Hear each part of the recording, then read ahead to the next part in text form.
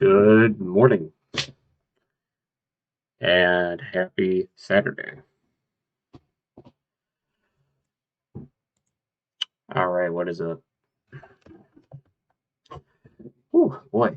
Um, yeah, another beautiful day in paradise. I should probably let people know I'm live now.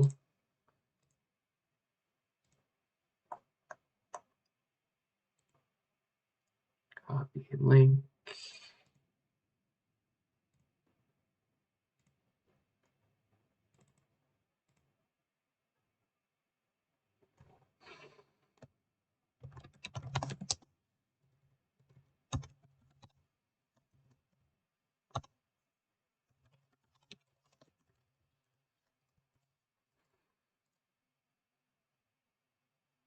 All right, cool.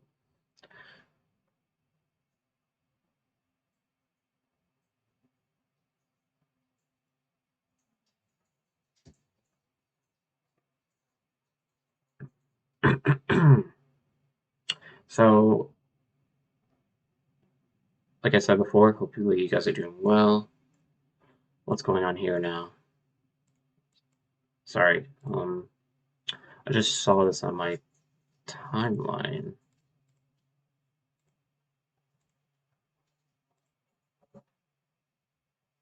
Hold on one sec. Edit. Wait, hold on.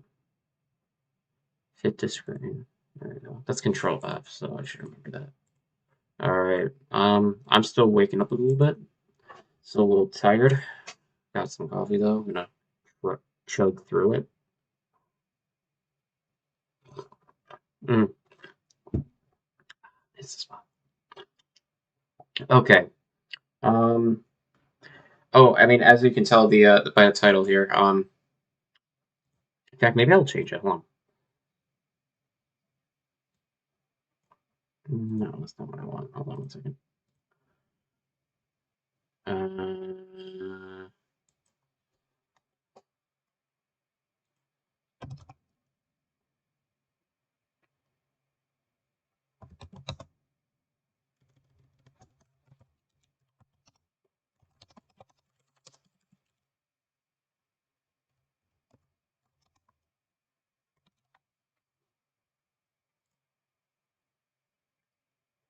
Okay. So this is a little more accurate. There we go. All right. I need another sip of coffee. Sorry. Mm. So the main thing today is going to be going over that debate, um, and that's going to take up an overwhelming majority of the time. It might even take up the entire time. So yeah, I don't know what game I'm going to play while that happens. I guess like I was thinking RuneScape. It's been a fat minute since I played that. I've also thought of Stardew Valley. Maybe I'll play that too. I haven't played that in a while either. You know what? Yeah, that's what I'll do. I'll do that. Okay. Anyway, I'm getting ahead of myself. What's going on with Bad Empanada? Uh, yeah. Jeff, you gotta get rid of this guy. He knows too much. And they took me out. I'll say that with pride. Amazon Jeff Bezos cannot silence me. Amazon Jeff Bezos cannot silence me. Yeah, getting banned from Twitch in the end looks like a gift from Allah because now I'm getting way more viewers. In the end, seems like things worked out pretty well. What is this? Ooh, don't want that copyright. Oh, he keeps getting suspended, and that's the issue. Okay, cool. Yeah, apparently he's feuding with Matt Walsh. It was pretty funny actually. See if I can find it real quick. Oh, look at this context that's being added here. I love context. A man stabbed 14-year-old Karen Slady 18 times, killing her, then Jesus. The only injustice is okay, the state of Florida is provided. What context? Okay.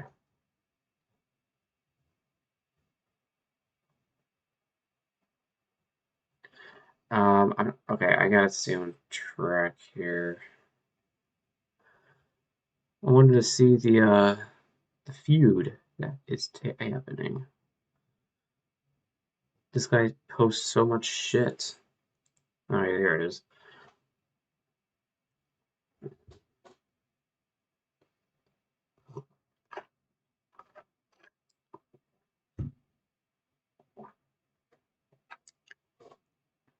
This is funny. Also, by the way, I don't think Matt Walsh is in any position to be condemning people who are openly calling for his murder when he does that on a consistent basis with respect to like trans people. Basically, you don't have to like.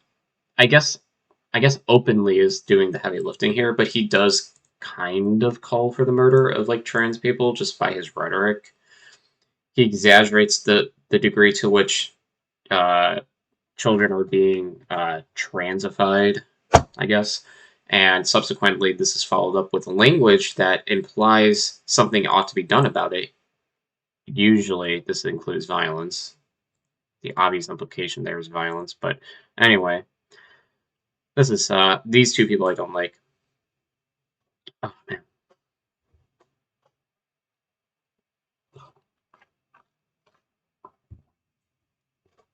I don't think I went over it on stream, but Banda Panada um,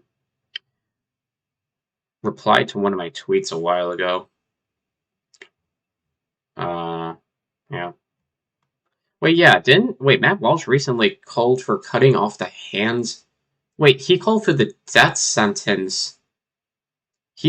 Yeah, he called for the death sentence of like drug dealers. So this is kind of a stones and glass house situation, huh? I don't think that he's in any position to have to be clutching his pearls here. So here's the thing, okay?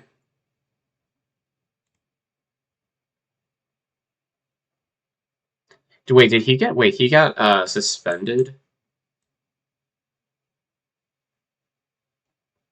Hold on. Let me just show this again. So the discourse I suppose surrounding this right now is that people who are there's some people who are like apparently taking the side of Matt Walsh here.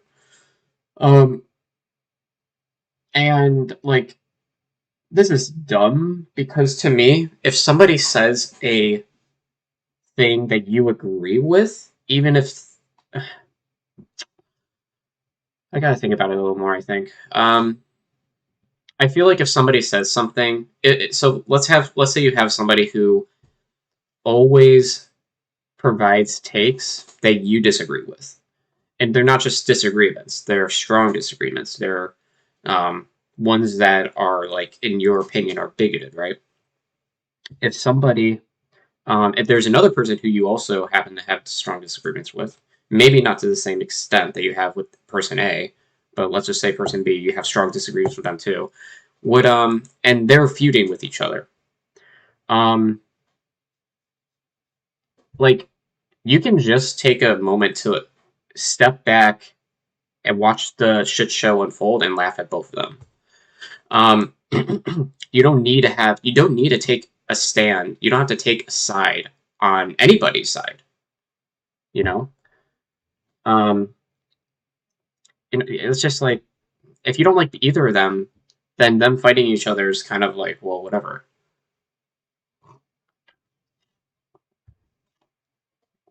But I also kind of disagree with this premise here. Even implicitly siding with Matt Walsh is nuts. It's kind of ridiculous. The degree to which we can extrapolate somebody's position through implication is always going to be ambiguous because like everybody reads things differently, right? But even putting that aside, assuming that this is for a fact of the matter that it actually is implicitly siding with Matt Walsh or whoever, um, I don't know. I don't think that's like Bad and Banana is like really bad, you know, like his takes and shit. Matt Walsh is obviously really bad too. I think Matt Walsh is a little more mainstream than Bad and Banana, that's for sure. But like, if somebody, I don't know, I feel like if somebody says something that's correct or provides an argument that is reasonable or sound or valid, whatever, even if you don't agree with them, um, I think that giving credit where it's due is important, right? Well, you don't. I guess you can just be silent as well. That's, I guess, something a choice you can make. But like, if somebody says something that is true, then like, whatever. But I don't think. I don't know. I'm probably overthinking it. I wonder what other people think.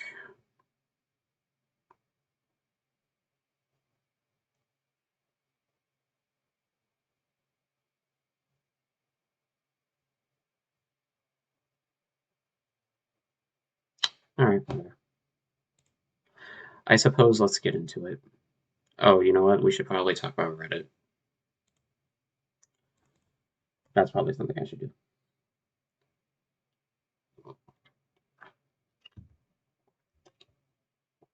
Mm. So I'm not interested in going too deep into this, but like, okay.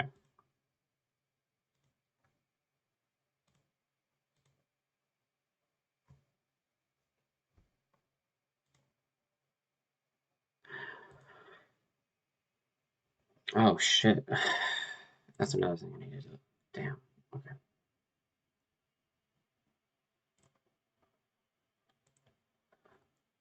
Um, let's do the Twitter thing first, or the Reddit thing first. And then we'll come back.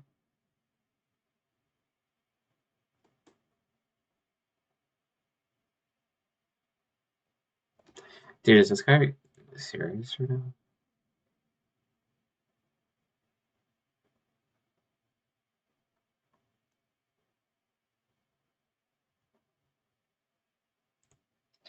This man is the epitome of like very dumb. Sorry, one moment, please.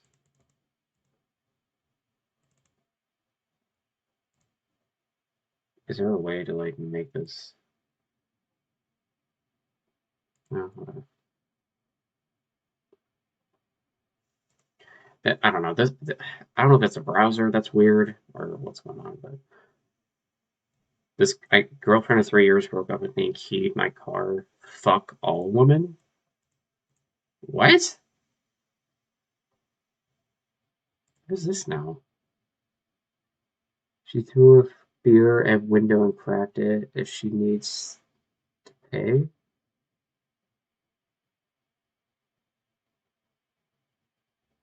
Oh wow,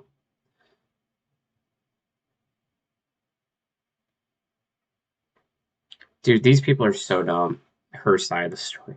Oh, okay. Look, the main thing here, okay, is that Leafy is generalizing all women because the girl he was with, the individual human being that he was with, made the decision to key his car.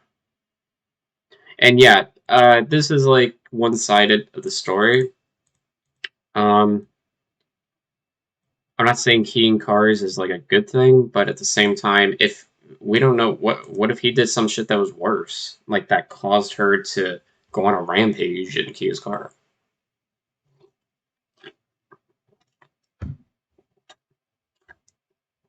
The main thing here, fuck all women because the girl that you were with keys your car picture. Very bizarre that for that to be like a thing that for you to say and take a position on. Okay. Sorry, I just saw that. I figured I would mention it for a minute. All right, please let's stay on track. I get so distracted. I have like ADHD. Um, Reddit. Yeah.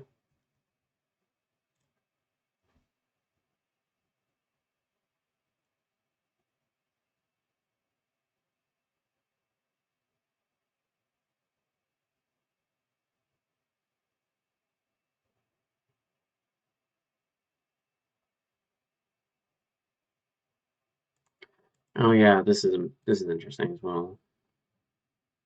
Oh, good. Paywalled. Sick. I'm not allowed to. Democracy dies in darkness, huh? Shut up. How about this? Am I allowed to read this one? Is this permitted? Okay. So, Reddit, okay? For the past week and a half, I believe, Reddit has been in a blackout. And this blackout has been in response to the company raising their prices for API usage for third party developers. Third party developers have helped build the website in a way that has made it more accessible for certain individuals to utilize the website. It has also enabled mods to use certain tools that makes moderation of their subreddits a lot more convenient. And this is just one. This is just a couple of the things that have been of benefit to the platform itself as a product of third-party developers. Now, with respect to with respect to the decision of Reddit to raise their prices, the third-party developer Apollo, who is the largest of the developers, will no longer be able to continue providing the service to the Reddit, I guess, or providing the platform there. So they're not going to be doing it anymore. And obviously, this has sparked a lot of outrage amongst people on the platform, and so there are a lot of subreddits right now that are black or that are like going private, and this is in response to this is like a protest, I guess, to drive down users from using the site, I guess, right? And there's some big uh, subreddits that are going private as well, some in the millions.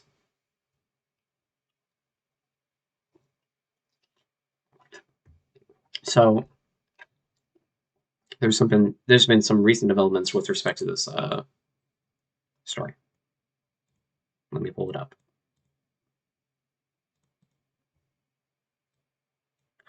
Okay. After nearly a week of mass protests on Reddit directed at management, the company's strategy appears to be simple: power through. That approach was reflected on Thursday in a series of media interviews conducted by the CEO and co-founder Steve Huffman. Um, he defended the company's initial decision to charge third parties for data access. Huffman also attributed high-profile blackouts to the petulance of an aggrieved minority and accused some of the most vocal third-party developers of being freeloaders.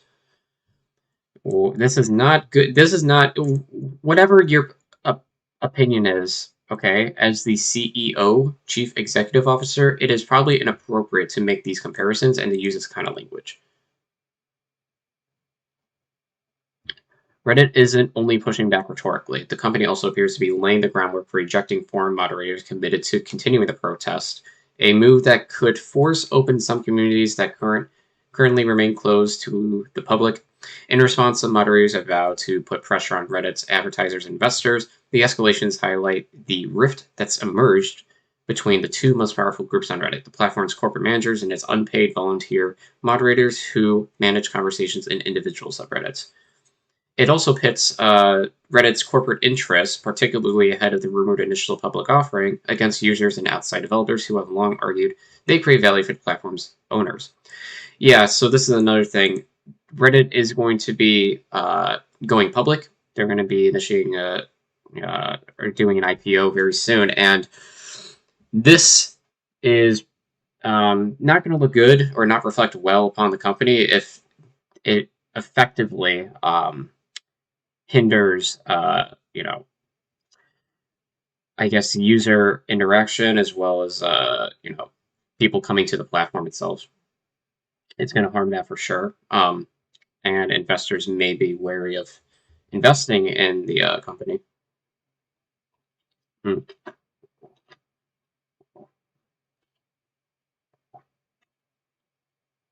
So, yeah, the Reddit blackout continues. Nearly 5,000 subreddits were set to private and inaccessible to the public as of Friday morning. I think that was yesterday, reflecting a modest decrease from earlier in the week, but still including groups such as Are Funny, which is more than 40 million, music. Um, but Reddit has portrayed the blackout communities as a small slice of its wider platform. Some 100,000 forums remain open, right? But at the same time, this hundred thousands of forums are probably not as large as like these other ones, right? The proportional amount, right? Um, And also, I think it's worth mentioning that like there's a lot of people who are on these forums like Are Funny, but like how many of them are actually going to the subreddits or using Reddit on a consistent basis? Because like when you create an account, you there's like default subreddits that are recommended before you can progress and use the app, and they probably just like follow that, and that's what happens, right? There's a difference between having a lot of people in your subreddit and having a lot of participation, right? There's a big difference, whether it's commenting or just being on the app itself, or making posts or whatever. I mean, there's a big difference between those two things. So even though there's a lot of people on Are Funny, maybe there are a bunch of other subreddits where the proportions of people who participate in the subreddit, whether it's commenting, posting, etc., might be higher, and that's probably important too. So it's not just about raw numbers. Um, okay. Huffman said that while many Reddit users may have supported the protest initially, most simply want their favorite communities to open back up, and the moderators who wish to continue protesting have lost the support of those they represent.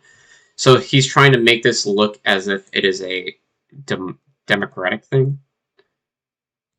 Like, he's trying to stick up for the people. Like, I think he's trying to imply here that like the moderators have become power hungry.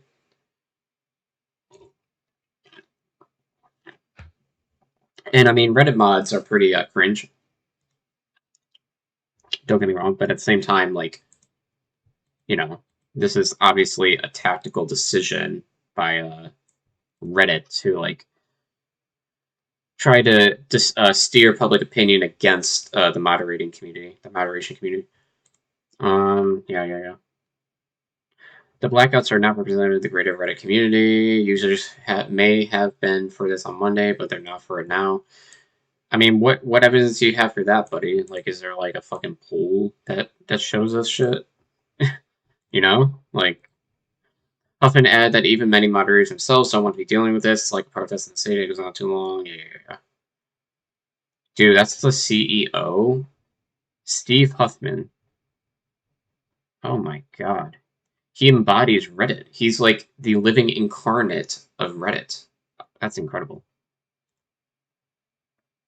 Okay, preparing for a crackdown. Even if there are many, even if there remain numerous holdouts committed to the long-term blackout, Reddit appears to be maneuvering for a crackdown. They're going to overrule moderators by voting them out by the positions and change them, may enable communities that do not wish to remain private to reopen. In addition, one company administrator said Thursday Reddit may soon view communities that remain private as an indicator that the moderator of those communities no longer wish to moderate. Wow. That is crazy, actually. That would constitute a form of an activity for which the moderators can be removed. I mean, shit. I guess technically, yeah, right?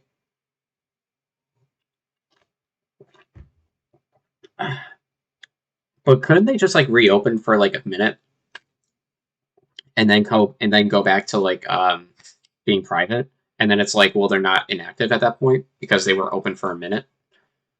I mean, they could do that, right? Some moderators have interpreted the company's message as a threat. Yeah, of course they did. Going private does not affect the community's purpose, cause, and proper content labeling or remove the rules and expectations already set. Reddit has been vague about what they would do if subreddits stay private indefinitely. They've also said moderators would be safe, but it seems they are speaking very clearly, very loudly. No, I mean, yeah. Initially, the strategy was to wait it out because the dumb fucks on Reddit, who were uh, like initially in favor of the blackout, were saying that they're going to do it for 48 hours, which is really fucking stupid because you don't want to show your hand like that if you're protesting because then the company is just going to wait. Also, 2 days, seriously, like 2 days is like ridiculous, like ridiculously short. So anyway, it's a good thing that many people are, or many subreddits are like doing it indefinitely. I will give my opinion about the blackout generally in when we're done here. Um, it's both harmful to users and the advertisers. Um, yeah, that makes sense. Reddit has promised to update its proprietary tools for moderators and argued that 93% moderation actions currently taking place through the platform's website and native app. It has had little impact on the company financially, but it has had an impact, is what this is implying here. Okay, so my opinion about the blackout is this. I think that it is not going to work. I think that this is foolish. The best case scenario here is that it generates enough PR to where like it I mean like, and I feel like this won't happen, but the best case is that it will generate enough negative PR to where Reddit will have to bend the knee to a large enough extent to where it benefits Apollo and allows Apollo to continue um, using the API from Reddit. And that's not going to happen. I believe that what's going to really happen, like, I think that this is going to drag out a little bit, and then like Reddit will say, "Okay, look, we'll meet you guys halfway, and we will cut the price down to X amount of million per thousand or whatever. They'll change the price. They'll lower the price of the API, but not by a lot. And then there's going to be a lot of people who are holding out saying that that's pathetic, and then there's going to be enough people who are going to be like, well, I don't give a fuck anymore, and then just open up the sub again. So that's my opinion. That's what I think is going to happen. Apollo probably will not. Um, um, Apollo will probably not come back. If I were to guess, I don't know. And I think that Redis should probably institute things that make it easier for people who are disabled to utilize their platform. That was one of the critiques that was levied against them, and one of the things that they praised about Apollo. They should definitely do that. Whether they will or not, I don't know. Maybe they probably won't. But yeah, I don't know. That's probably what's going to happen. Personally, I think that the initial the way people were talking about it in the beginning was pretty cringe because like they made it seem like it was like an Occupy Wall Street sort of like stick it to the big corporations protest, and like not really. I mean, like nobody gives a fuck or even knows really what API is. Okay, sorry, not nobody. Many, or the average person, if I were to guess, probably doesn't give a fuck or know much about API, and they just want to use their platform.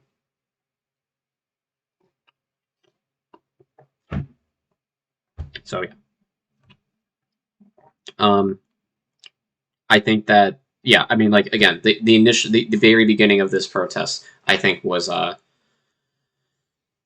the way it was talked about was kind of cringe. It was they were like comparing. It feel like they were like making it sound like it was the biggest civil rights thing of the fucking of the 2020s thus far. It was pretty cringe, yeah. Now I'm not saying that this is not an important fight, but like it's a losing fight, and giving your hand away immediately by saying like you're gonna do this for like 48 hours is absolutely ridiculous. And anybody who would have adopted such a strategy um, from a protest standpoint is like very foolish. Also, I believe, and I also kind of take issue with it because it kind of people like to feel good about themselves, like they're making a difference in the world. when like they're really not, like they don't actually care, they just want to feel good about themselves. So like they're participating in the protest by saying we're not gonna use Reddit for 48 hours, what's the big deal? And just to get those brownie points, right, to get those like those good points, the karma, you know. And that's just to make themselves feel better, and they don't actually give that much of a fuck about the API price going up. And this obviously isn't to speak to the efficacy of the protest itself. So I don't know. I think Reddit shouldn't have like increased. I don't know. I don't really know what the actual price should be, honestly, because I don't have all the information to me with like I don't even know what the market price is for API shit. You know, I don't know much about it. Should they have raised it to the level that they did? Well, that's it. I don't know because like we don't know how much money Reddit is looking to make in X amount of years. Like we don't know the financial forecast for Reddit, the company. We don't know what their long-term goals are, strategies, etc., so forth. And maybe raising it to this amount was done because they wanted to reach a certain goal, or because they wanted to price out Apollo from using their or from using their API, and to make it a lot more proprietary between like amongst their own company, right? That could be too. I mean, I don't know. I have no idea what their decision making was predicated upon. But should they have raised it by that much? I mean, I don't know. Maybe, maybe not. So yeah, yeah, I don't know. Okay, got that out of the way. Um, oh, yeah, I saw this.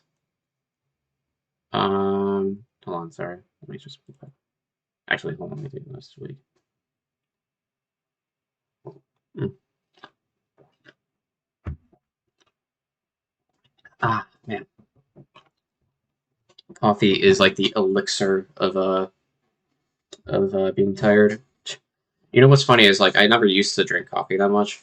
Um, in fact, I don't think I drink. I for a long time I never drank coffee. I thought it was too bitter, disgusting. When I got into college, I started drinking more on the way to because I would stop at you know like a gas station, or whatever. They would have the coffee stand, so I just grab some, and you know that was a I put like you know a bunch of creamer and sugar and shit, and it basically tasted kind of like a hot chocolate. I'm like, okay, whatever. And then I slowly dwindled down, and eventually started drinking black coffee. And black coffee was pretty good. Um, it's also pretty healthy. And now I've reached a point where I'm drinking coffee, but I'm putting some creamer in there. There's no added sugar or whatever. And the flavor I got today um, was a Twix flavor creamer, and that was pretty good. That's pretty good, rather. So yeah. Um, it's not. I mean, like it's not like an overpowering flavor. I'm not gonna say that, but like it's pretty good. I would say. Mm,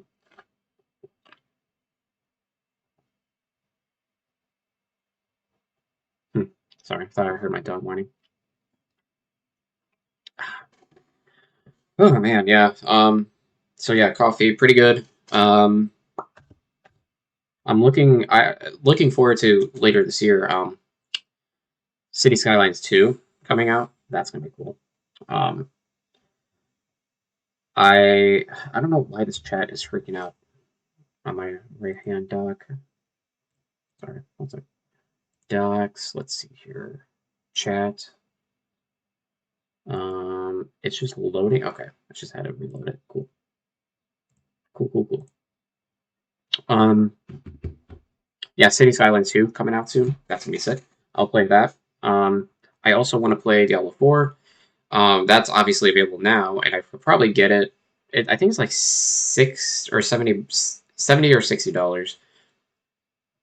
Um, and I'll probably get that too.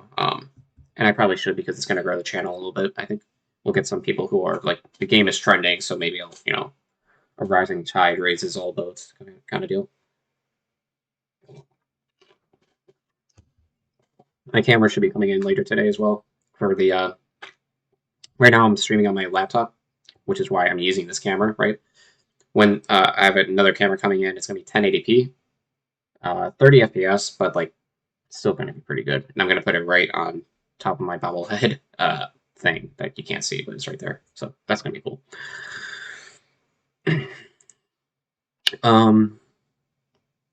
Yeah, so we'll see when that comes in. Okay, I guess let's move forward here with anti-trans legislation. Now, the state which I live in, Ohio, is very known. It's well known for its progressive politics. I would say very very progressive, perhaps more progressive than most states. And well, this is a surprising L from the Ohio legislature. Amid the debate regarding transgender female athletes participating in women's sports throughout the country, the state of Ohio has made a major vote against transgender athletes and the transgender community as a whole. This week, Ohio House Republicans announced plans to add a provision banning transgender women from women's sports to a bill that is already filled with anti-trans provisions that will prohibit minors from using puberty blockers, hormones, or undergoing gender surgery, even with consent from their parents or guardians. That is stunning, to say the least. Okay, I might. That's 7 minutes. Whatever. Okay. This legislation is sponsored by State Representative Gina Powell, who claims that transgender women have physical advantages over those assigned female at birth, claiming that transgender women have greater lung capacity, larger hearts, higher red blood cell counts. Wait, who is this? This is a representative, so it's not even like a doctor?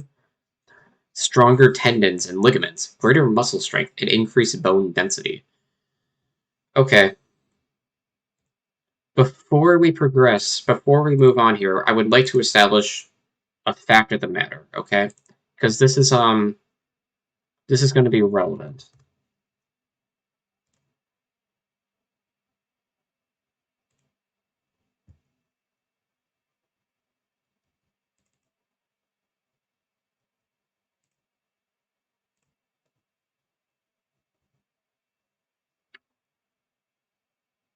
Okay. I have my own personal research document, okay? As one does.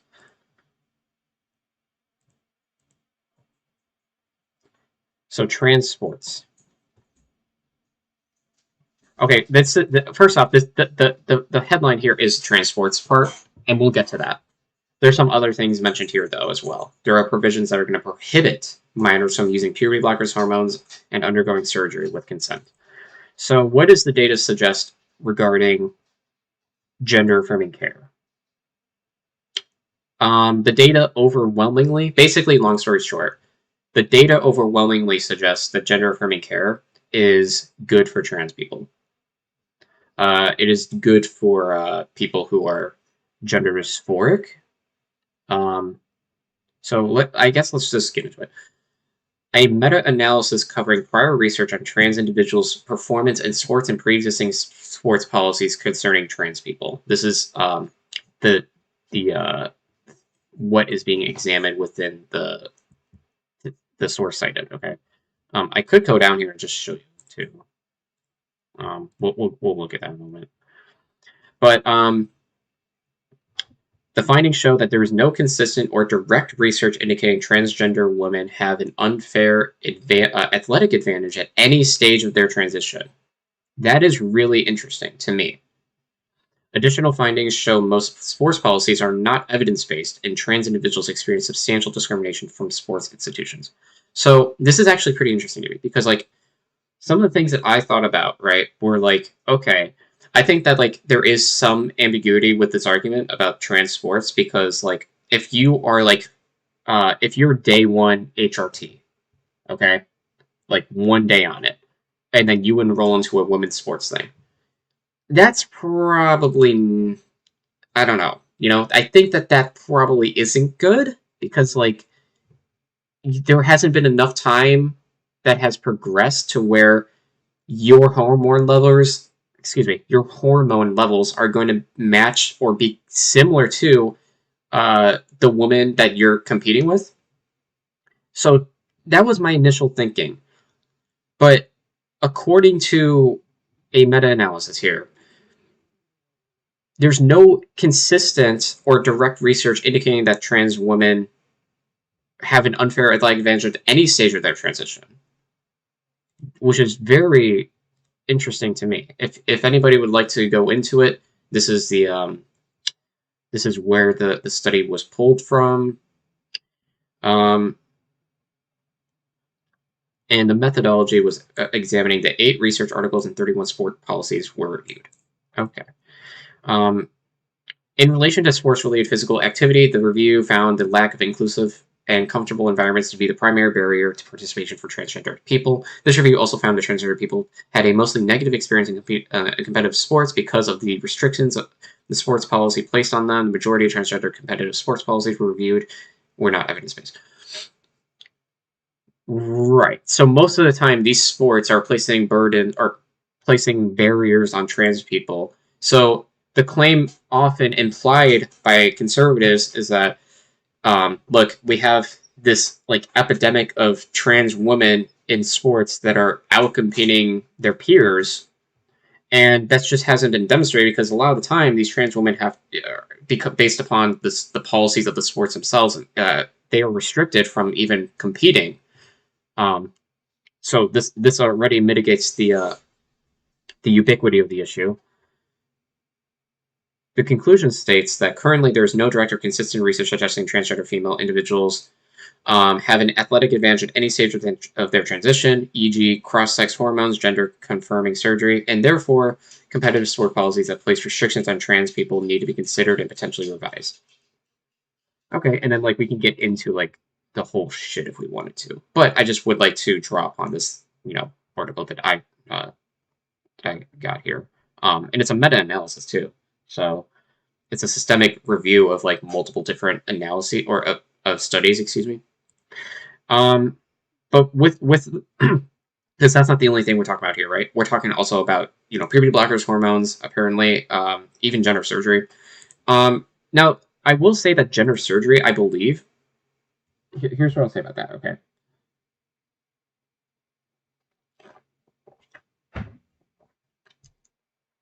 Gender surgery, we have to think about what that means exactly, because like I have seen arguments where gender affirming surgery or gender affirming, or GRS, whatever, that could be potentially non inclusive to trans people. There are sometimes cisgender people who may do things to alter their own, they may undergo surgery that alters their appearance in a way to conform more to their gender. I think like plastic surgery is a good example to draw upon. Women get larger breasts, for example, or breast enhancements, I guess, if they have flatter chests. And this obviously exaggerates the degree to which we as people are able to identify women, because, I mean, let's be real, most of the time we associate breast with women, right? So I think that could be one example, but they could still remain, cisgender. And so I think like the way in which we think about gender affirming, surgery or sex reassignment surgery, I think it needs to be a little bit reevaluated and calibrated here to be more specific. But with respect to minors, I think that it is okay to have a cutoff age at 18 before you get sex reassignment surgery. There should be some time that, and I think that is kind of the case anyway, because like you can't. I don't. Now, please correct me if I'm wrong, but I think that you can't get sex reassignment surgery until you have been on hormones for X amount of months or years, and that doesn't take place until you have been gone through therapy and in consultation with endocrinologists and so forth. And that has to take place, or that can only take place, I believe, and after you've been on puberty blockers for X amount of years, right? Or months, whatever. Everyone is different, however. I understand that. Every case it's going to be different from case by case. But for the broader trend here, the broader procedure, the process, it's you go on HRT or you go through therapy, then you go on puberty blockers, then you go on HRT, and then you do like the sex reassignment shit. Like you can't get FFS until like you've been on hormones for a while, and I think that has to do with the way in which hormones, or in this because we're talking about FFS, estrogen. You I think the reason why you have to wait is because of the way that estrogen affects the body and um, redistributes fat in different areas of your body as well as your bones and shit. That plays a role in that. It might be one reason why you can't get FFS, for example, until later in the transition stage process. So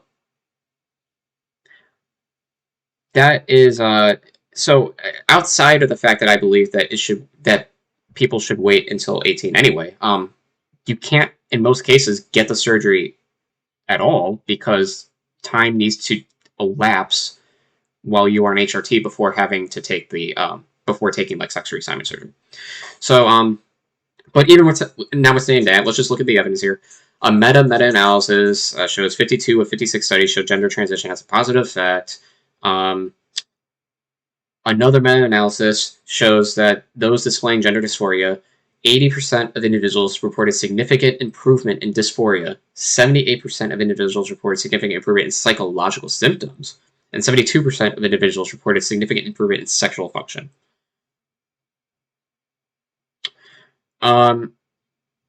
So banning this shit is in all likelihood predicated upon ignorance or hatred. And honestly, both the two kind of work in tandem. So, unfortunately, that's just the way bigotry, I guess, metastasizes. There's not much left to this article. All that girls are asking for is a fair shot. Wow, look at the language, by the way. That opportunity is being ripped from them by biological males. Which I take big issue with the fact that this is framed as like a feminist thing. Because like and this is why like TERFs are becoming more popular, I guess, the ideology thereof. Because like they're kind of like suggesting that men are trying to invade women's spaces and like that's predicated upon the idea that trans women are not women, they're males or men, whatever. Apparently, yeah, okay. So what does Fox News say? Views on transgender women in actual women's sports are changing as the national debate over fairness is growing. Sorry if you can't hear. A new survey shows nearly 70% say trans athletes should only be able to compete against those of the same biological gender. That's up from 62% 2 years ago. Wait, why is that not full screening? And when it comes by political party, 93% of Republicans are against trans women in women's sports. Yeah, wait, what's this poll from? And even Democrats are evenly divided, 47% in favor, 48 against.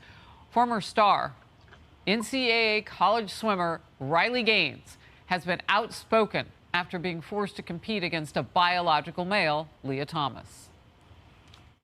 Really what this is it's some sort of George Orwell dystopian novel that we're living in. She definitely got her, somebody wrote a script for her before she came on. There was no way people talk like that normally. Like, the way she delivered it, too, seemed kind of like sussy-wussy.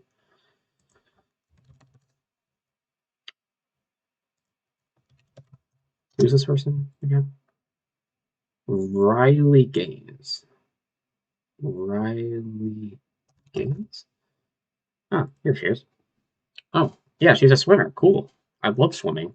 Actually, I don't. I hate swimming. Her pinned tweet here from March 26th. Leah Thomas is not a brave, courageous woman who earned a national title. He is an arrogant cheat who stole a national title from hardworking deserving. He didn't steal shit for. First off, she. Second off, she um didn't steal anything. Uh, she competed and won. And I'm interested though. Like how bad is the TL here? How bad are we gonna get here? So we got some retweeting of this. What's this now? This piece of cake is tiny, and now we're being asked to budge over the biological meals. Okay, okay. So a lot of trans sports discussions taking place here. I just want to know like how sussy are the vibes. Um,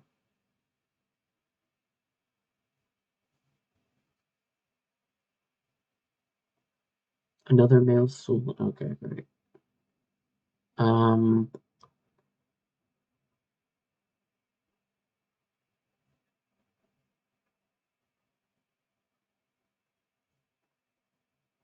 so it just is all like sports related, right? That would make sense because she's into sports.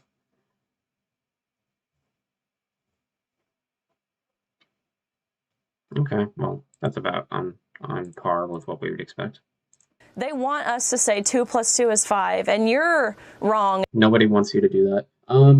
The misrepresentation here is not surprising because they're operating off different premises than I would operate off of. They believe that trans women are not women. They believe they are men. So in their world, right? Men are coming into a women's sport and outcompeting them, and this is unfair. Now, obviously, I disagree with this, but that is what that's what they're saying.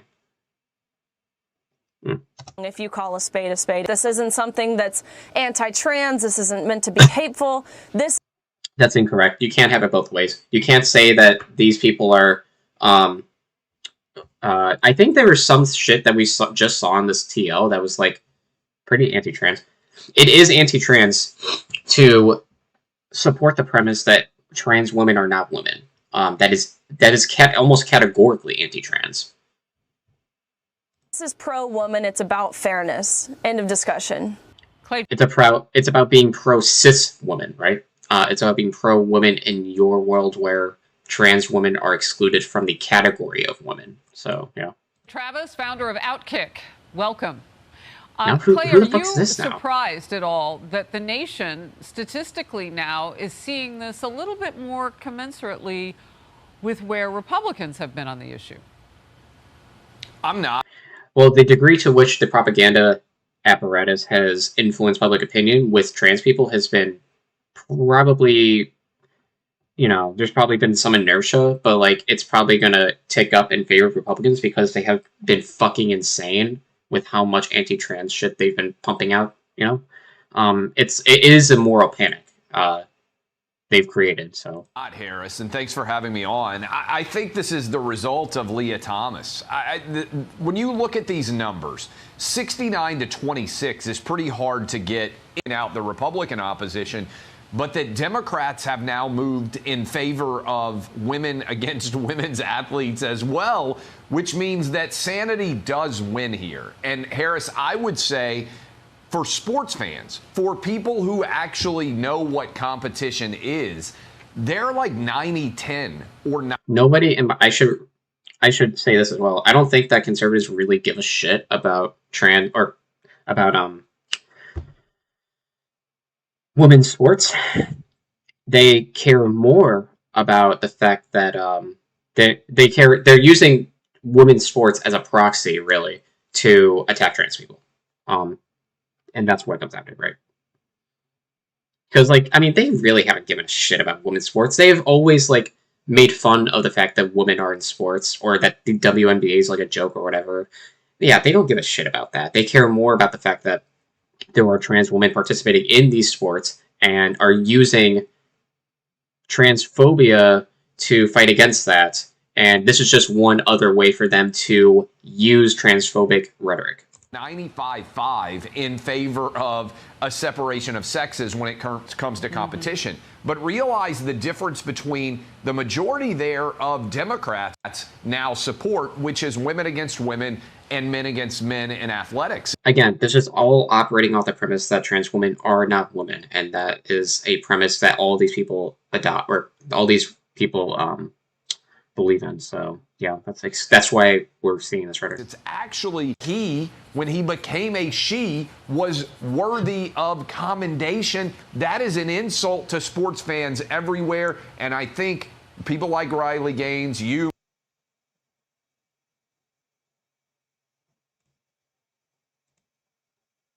Why isn't that playing? Uncles, everybody sees this and says it's flat out wrong.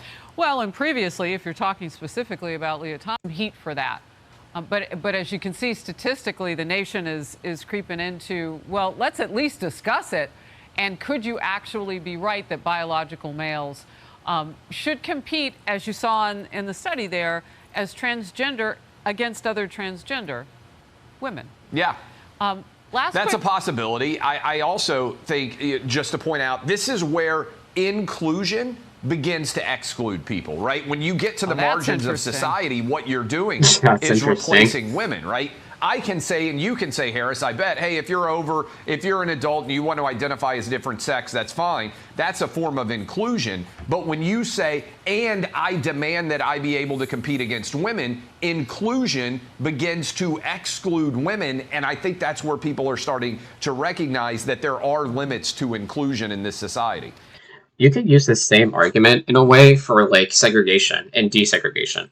You can say like, you can be like, hey, you can like, for this argument, you could just say, hey, I know you black people want to be in schools with white kids, and that's fine for you to believe that. But to then demand the state to desegregate the schools is when you start to actually exclude. It's so dumb, man. And also, again, like I said a million times, I'll keep saying it. This is all because they do not believe that trans women are women.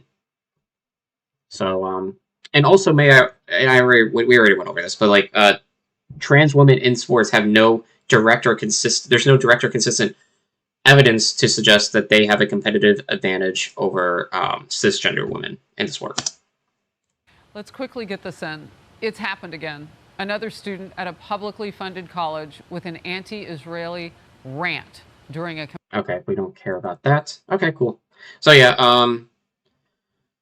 this was this bill from Ohio was pretty bad, I would say. Whether it's gonna pass or not, it probably will because Ohio's red, and that is an issue. But nevertheless, we carry on. And sorry about the light, by the way. I have this like window, and the sun is facing like right on me. Okay, so yeah, that's about that. Okay, we did pretty good with that, and now we can get to the main event here.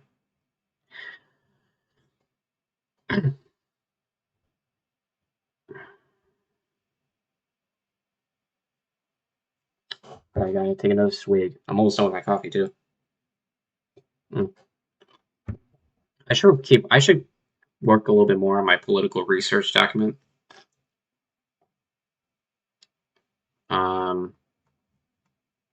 Yeah.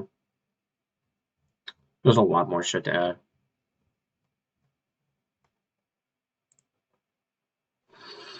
Okay. Well, before we carry on,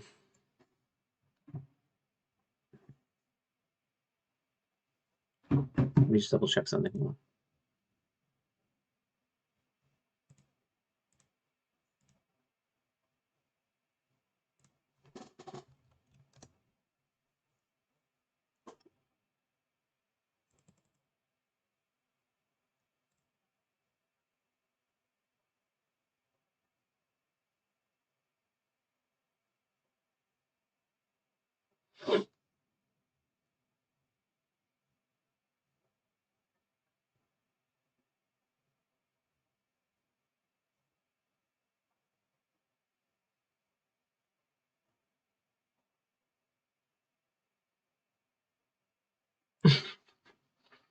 Dude, what the fuck? A lesbian couple kissed to protest a Muslim town banning. Oh yeah, there's a Muslim area of the country that banned pride flags on public property.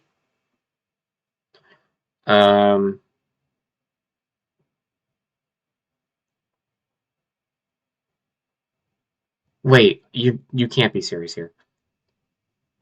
Imagine thinking your sexual preference is something that needs to be on display. Imagine thinking you need to be proud of your choice of sexual partners. Do what you want. Leave them and the kids out of it. Dude, oh my god, it's insane. You could literally levy the same criticism against heterosexuals, right?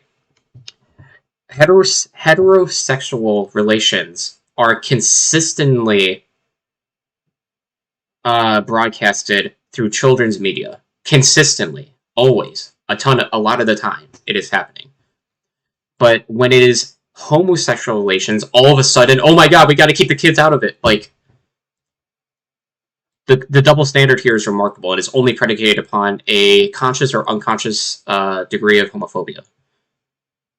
Also, what do you mean thinking your sexual preference? They were kissing in protest of the shit that happened in this Muslim town or whatever.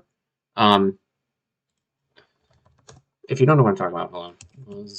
Muslim town pride. We'll find it. Like that. I guess it's in Detroit. All Muslim city council bans pride flags. So it's about flags. They're triggered over flags. A Michigan city with all Muslim county city council on Tuesday banned LGBTQ flags and other religious, ethnic, racial, political, blah blah blah blah from flying on public property. That's interesting, actually. I didn't know about that. After more than 3 hours of intense public comment... Wait, wouldn't this be kind of like an infringement upon free speech? Because, like, well, the religious thing... This is weird. How are we putting religion with all this other shit? Like, you can't... What do you mean you can't have political flags flying on public property? Like, isn't the American flag a political flag? Isn't the state government flag a political flag? That's weird. Okay. The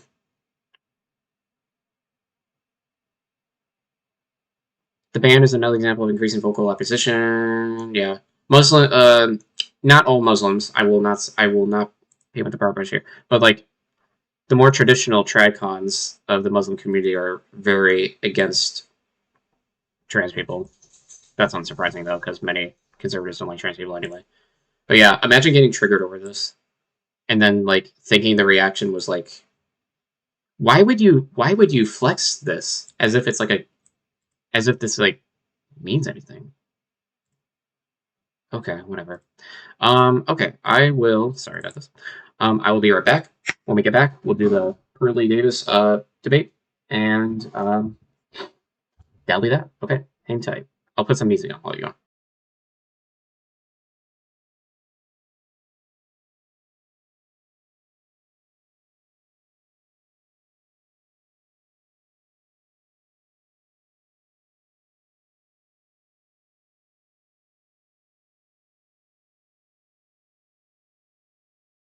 Interview.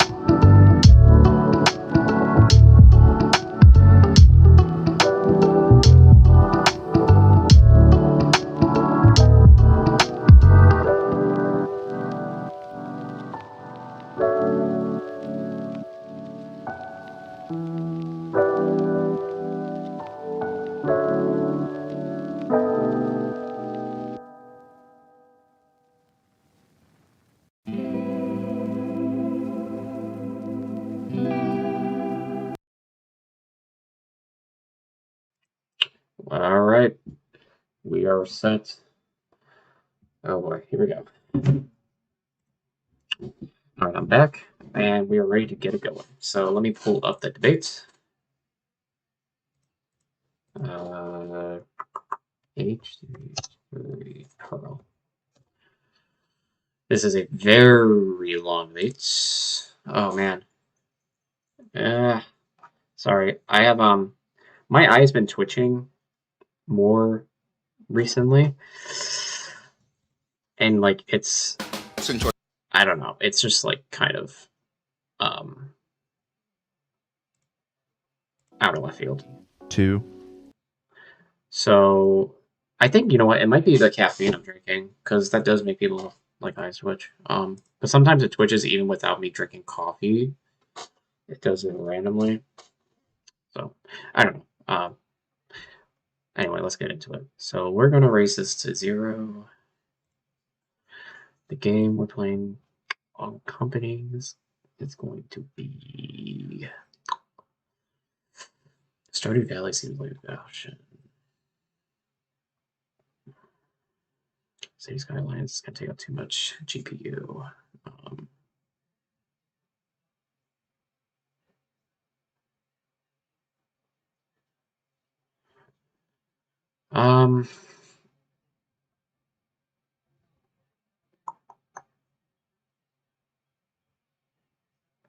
We'll do Stardew Valley, I think. Okay.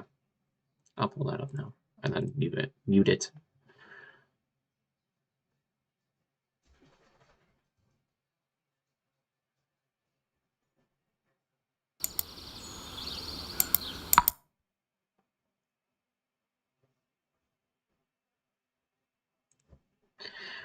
Okay. Sorry. Pull up the game now.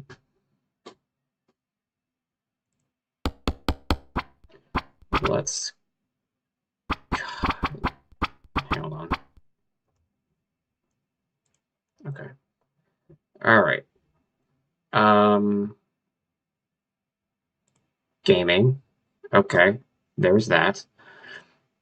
Game capture Valley. That is not being captured. Interesting. Let's mute that for now. Game.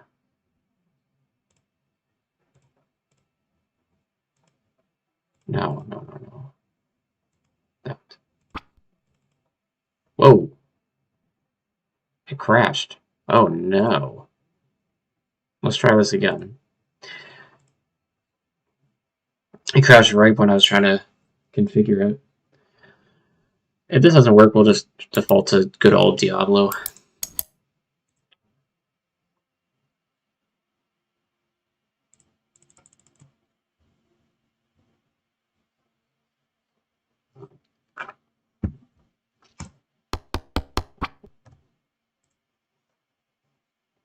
Game capture. Try Stardew Valley.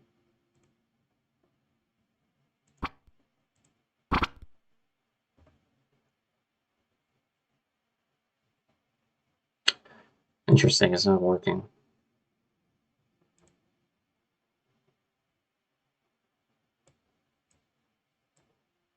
Ah, here it is. It's hiding down here. that was weird. Okay. Alright, cool, we got that. And let's bring this down here. There we go. Let's go ahead and go to here. Oh, now I'm tasting the Twix from that. That was pretty good. Hello, everybody. Okay. Refresh this.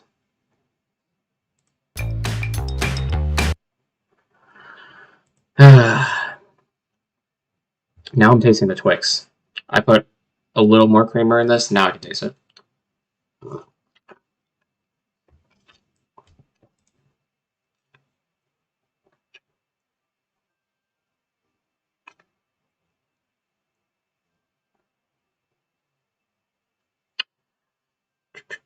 Alright, just letting some ads play.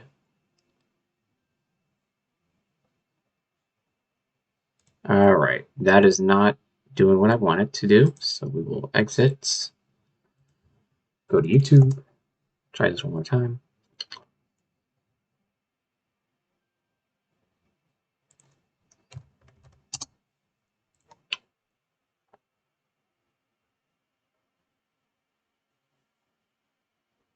Okay, that's... Huh. Oh, here we go. Perfect.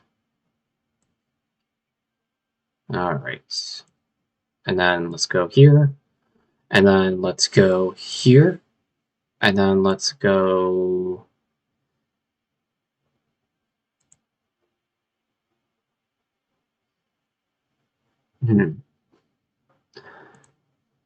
Let's remove that. Try this one more time. Window capture. Boom. Picture in picture, yep. We will definitely want that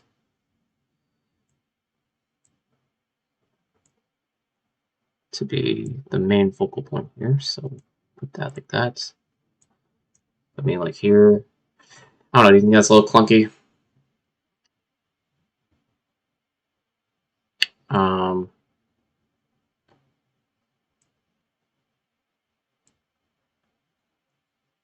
I like having them kind of like near each other.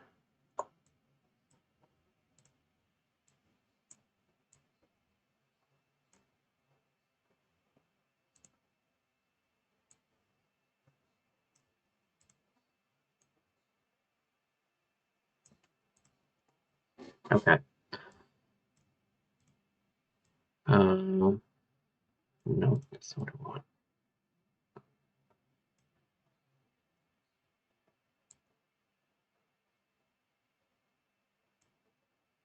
That's what I want. Looks a little more clean.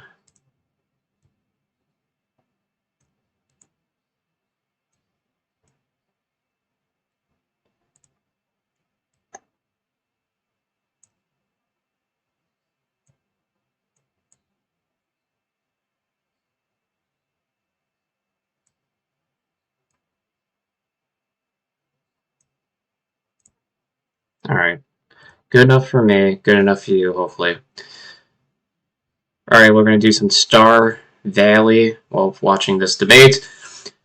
Pearly, just Pearly things. The most I know about her is basically that she was on Fresh and Fit. I think she's good friends with them there, and is part of the Red Pill community.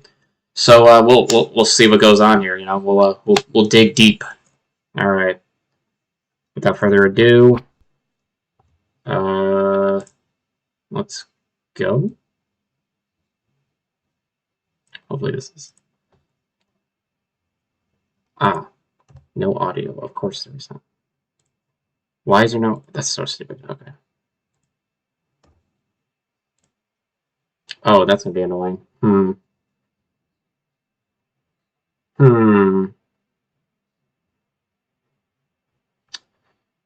14th. It is an early episode. That's not what I do. Yes.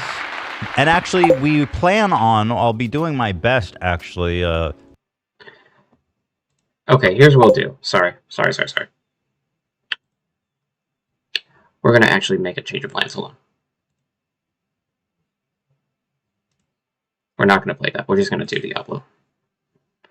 Because the way that I want to watch it while I'm playing, and I can't do that apparently with Stardew Valley, the way the application is set up. So no worries, we'll just go ahead and do this. Thankfully, we can overlay this on the game itself. Easier, that is.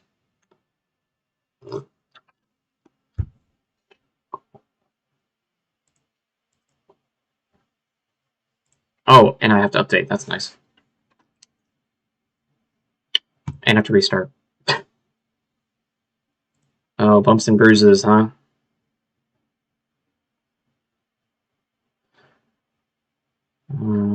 Okay. I understand. Yep. Yep. Okay. Got it. Could we launch a game now? Probably.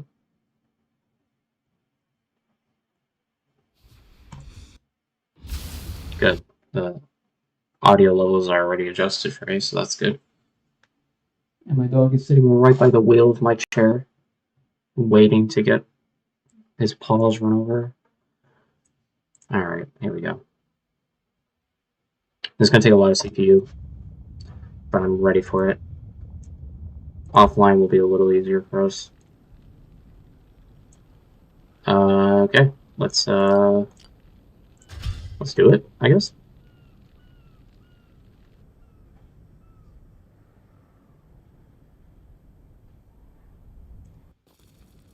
Alright. I'm minimizing this better. There. Oh, I don't like that. Hold on.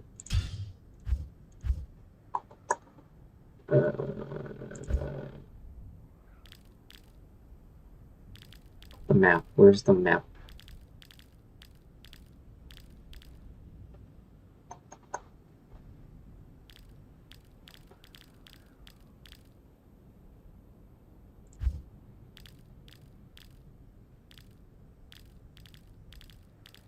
Minimap left, now full screen. That's how I've been doing recently.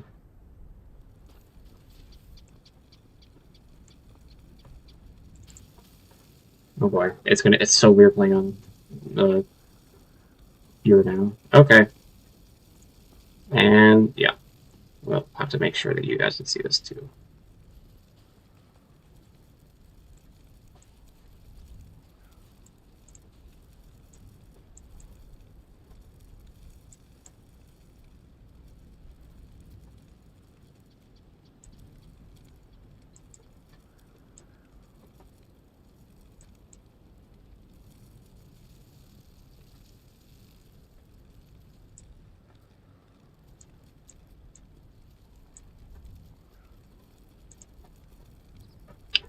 Okay, and then let's go to the game capture. No. Game capture. Resurrected. It might take a second to pop up. There we go. Okay. Whoa, what the hell is... Okay, I don't know what that is, so let's get it. Alright, hold on.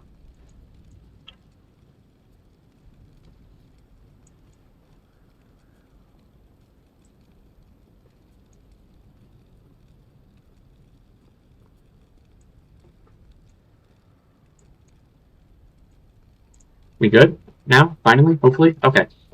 I think so. Alright, let's do it. So, yeah, like I said, the only thing I know about, the only thing I know really about, Pearly is that she is a red pill, basically. So there's gonna be some takes here that are a little spicy, you know? But nevertheless, we must endure. In fact, I'm going to raise the audio levels for you guys on this time by 5, so that should be good. Okay. And you should hear me well. We should be good to go.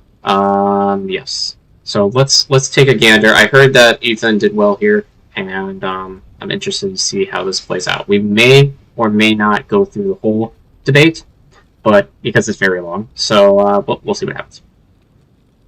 And you know what? I am debating whether I should change a character.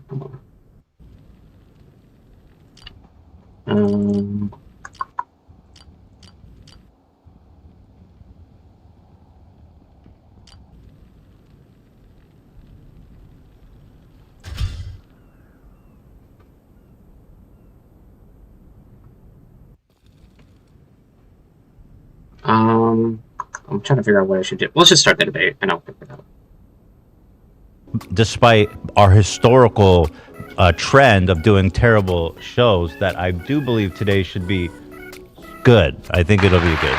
Don't overpromise. Today's episode is sponsored by ExpressVPN. Thank you. The reason that we're starting early today is because Pearl Davis, just Pearly Things as she's known on the internet, will be calling in today to have a civil and lovely discussion with me. And she's in the UK, so this was the best kind of compromise we could put together time-wise, and I appreciate her, making the effort at least to give us a reasonable time to get on the call. So that's going to be happening like in 10 minutes. Yeah, in just a few minutes. Yeah. At 11. And yes, and so I look forward to that. Just a few quick announcements with the time I've got. The subreddit is back up. We're back, people. We're back, baby. What happened? Why is this sad? All right, so yeah, let's. Should we Philly D this and just jump right into it? Let's. What should we? What? Yeah. You know what? Let's just jump right into it. Let's just jump right into it. Yeah. No. Let's do it. Yeah. I don't want to keep her waiting. Okay. All right. Stand by. Let her in. 1 second. 1 second. 1 second. Got some good gear. So she's in the lobby. We're just connecting her. Oh, there I can see her. Great. She's in. Hi. Zoom. We'll just start right in there. VPN. Thank you. Look. All right. Oh, Jesus. What is that? Thank you. What's happening? I don't know. Was it me? Oh, there was just crazy audio feedback, but your camera feed looks great. Okay, can you hear me okay now? Yes, I can hear you. All now. good. Hold on Okay, one good. second. Yeah, we fixed it. Hi, how are you? Your feed looks good. You sound good. Thank you. I'm good. How are you? I'm good. Thank you for calling in. Obviously, I saw your tweet. Is this a trap or a good faith conversation? It's not. Yeah, I wasn't sure which. Well, Yeah. I think this is a good faith conversation. I mean, what would you consider to be a trap? It's kind of like when you walk into an interview and it's like they're not All right, we're good. trying to have a conversation. They're just trying to like paint you out to be a certain way, I would say. Sure. That would be like a bad faith when they go in there with an agenda and they're not really open to hearing your thoughts. Well, certainly I hope for it to be a challenging conversation, but I hope that you'll find it to be in good faith. I mean, you know a little bit about me, I'm assuming, so you kind of know what's my positions on a lot of things. But I do look forward to speaking with you, and I thank you, by the way, for accommodating us. I know you're in the UK, so I thank you for making the time and coming out here at a weird hour. Yeah, no, I used to watch you like last year, actually, a good amount, like a year or two ago, maybe. What is? Oh, like as a fan or as like a hate watch? No, I don't know if it's like awkward to talk about like Trisha, but I used to watch like the show you guys did together. Oh, I yeah. thought it was actually really good. No, you can. No, you can. Well, thank you. That's nice to hear. Yeah. Yeah, I know it like didn't work out, but I actually thought that was really good content. Oh. Like you guys did the like the bus tour. I thought that was so funny. Oh, thank you. That's nice. We actually worked really hard on that. All these guys. The bus did. tour is why frenemies fell apart. So Wait, I'm glad at least you enjoyed it. Oh yeah, it was per segment. Is that what happened? Well, I don't know if it's so long ago. It's ancient history. But I remember she was upset that it wasn't What is happening? go the way that she was hoping that it Oh, was. she thought we shot it unprofessionally. Yeah, but Pearl liked it, so there you go. Yeah, Pearl, yeah. Okay. Well, anyway, I guess let's just jump right into it. I want to I don't know how many of my audience, I'm sure a lot do, but I kind of want to just introduce you. You've become really successful the past year or two. Kind of, you're friends with Fresh and Fit, right? Those guys are your dogs, so to speak. And you kind of are sympathetic to their kind of views. But you've made a name for yourself just on TikTok and on YouTube. So let me just ask you generally, like, what kind of messages are you sharing on your platform? What kind of important messages is it that you find yourself are about? Oh, here we go. I believe in family, so I think that we should have policies that push family. I think that feminism overall was a bad thing. I think that we should be I think women are happier when we have, a family and kids over a career in the long run. Yeah. Sorry, I'm a little nervous. It's I'm a okay. little I understand. So it's more like traditional. You want people to kind of follow a more traditional path in terms of family and gender and all that kind of stuff. Yeah, well, and you just see the negative outcomes a society has when families fall apart, right? And it's especially hard on the children. Like you see, the kids are more likely to go to prison. They're more likely to drop out of school. They're more likely to, be in mental health institutions. So you just see all of the problems that come with, single mother homes. So I just think it's important that we push policies that push family. So how do you push a policy that promotes family? Like in what way can you force a family to stay together or encourage it in a sense? Well, I think you first have to get rid of incentives that incentivize women to leave families. So, for example, child support, alimony. I'm not really a fan of those. Child support. So if I'm sorry, but what does that have to do with maintaining a nuclear family? Like, if you're paying child support, you're already divorced. So, getting rid of that, is that an incentive for them to stay in the marriage? I don't think many people will make the decision whether they're going to get divorced or not based upon, if they're going to pay child support, right? Because that is I don't know. I think that pales in comparison to all the other shit that goes into the process of determining if you're going to get divorced, right? Yeah, I don't know. If there's a divorce, let's say actually, I think we should ban divorce too. Yeah, I think that should be banned. Yes. Okay, well, that's a little bit silly. You have to acknowledge. Yeah, that's a lot silly. Now, do I think she believes this? It's possible, but I don't think so, because that is such an insane thing. I guess I don't know. I don't know if she believes anything she says, honestly. She seems to be, she does have an incentive to grift, because she's appealing to a bunch of insecure guys on the fucking red pill side, so yeah. Is that right? No. So banning divorce. Dude, did you see this smile? What the fuck? Dude, okay, there's no shot she believes anything she says. I mean, at first I was a little hesitant, but that smile that was the deciding factor, yes. Oh my god. Dude, come on. I just can't stand people like this, honestly, who don't believe anything they say and just say shit to say shit. It's all a game to them, and nothing means anything. It's all a grift. It's annoying because there's no point arguing with them. It's more so you're arguing with them as a vessel to get to the people who actually believe the shit that they say, and you have to convince their audience. That's the real thing, that you're looking for. So I don't know. Means that when you decide to get married, you are not allowed by the government to leave your significant other in any situation. Got a lot of shit. Yeah. I just think that if you want to leave, you just shouldn't get married. So that's just my opinion. Right. She's smiling. There's no way, dude, that she believes anything.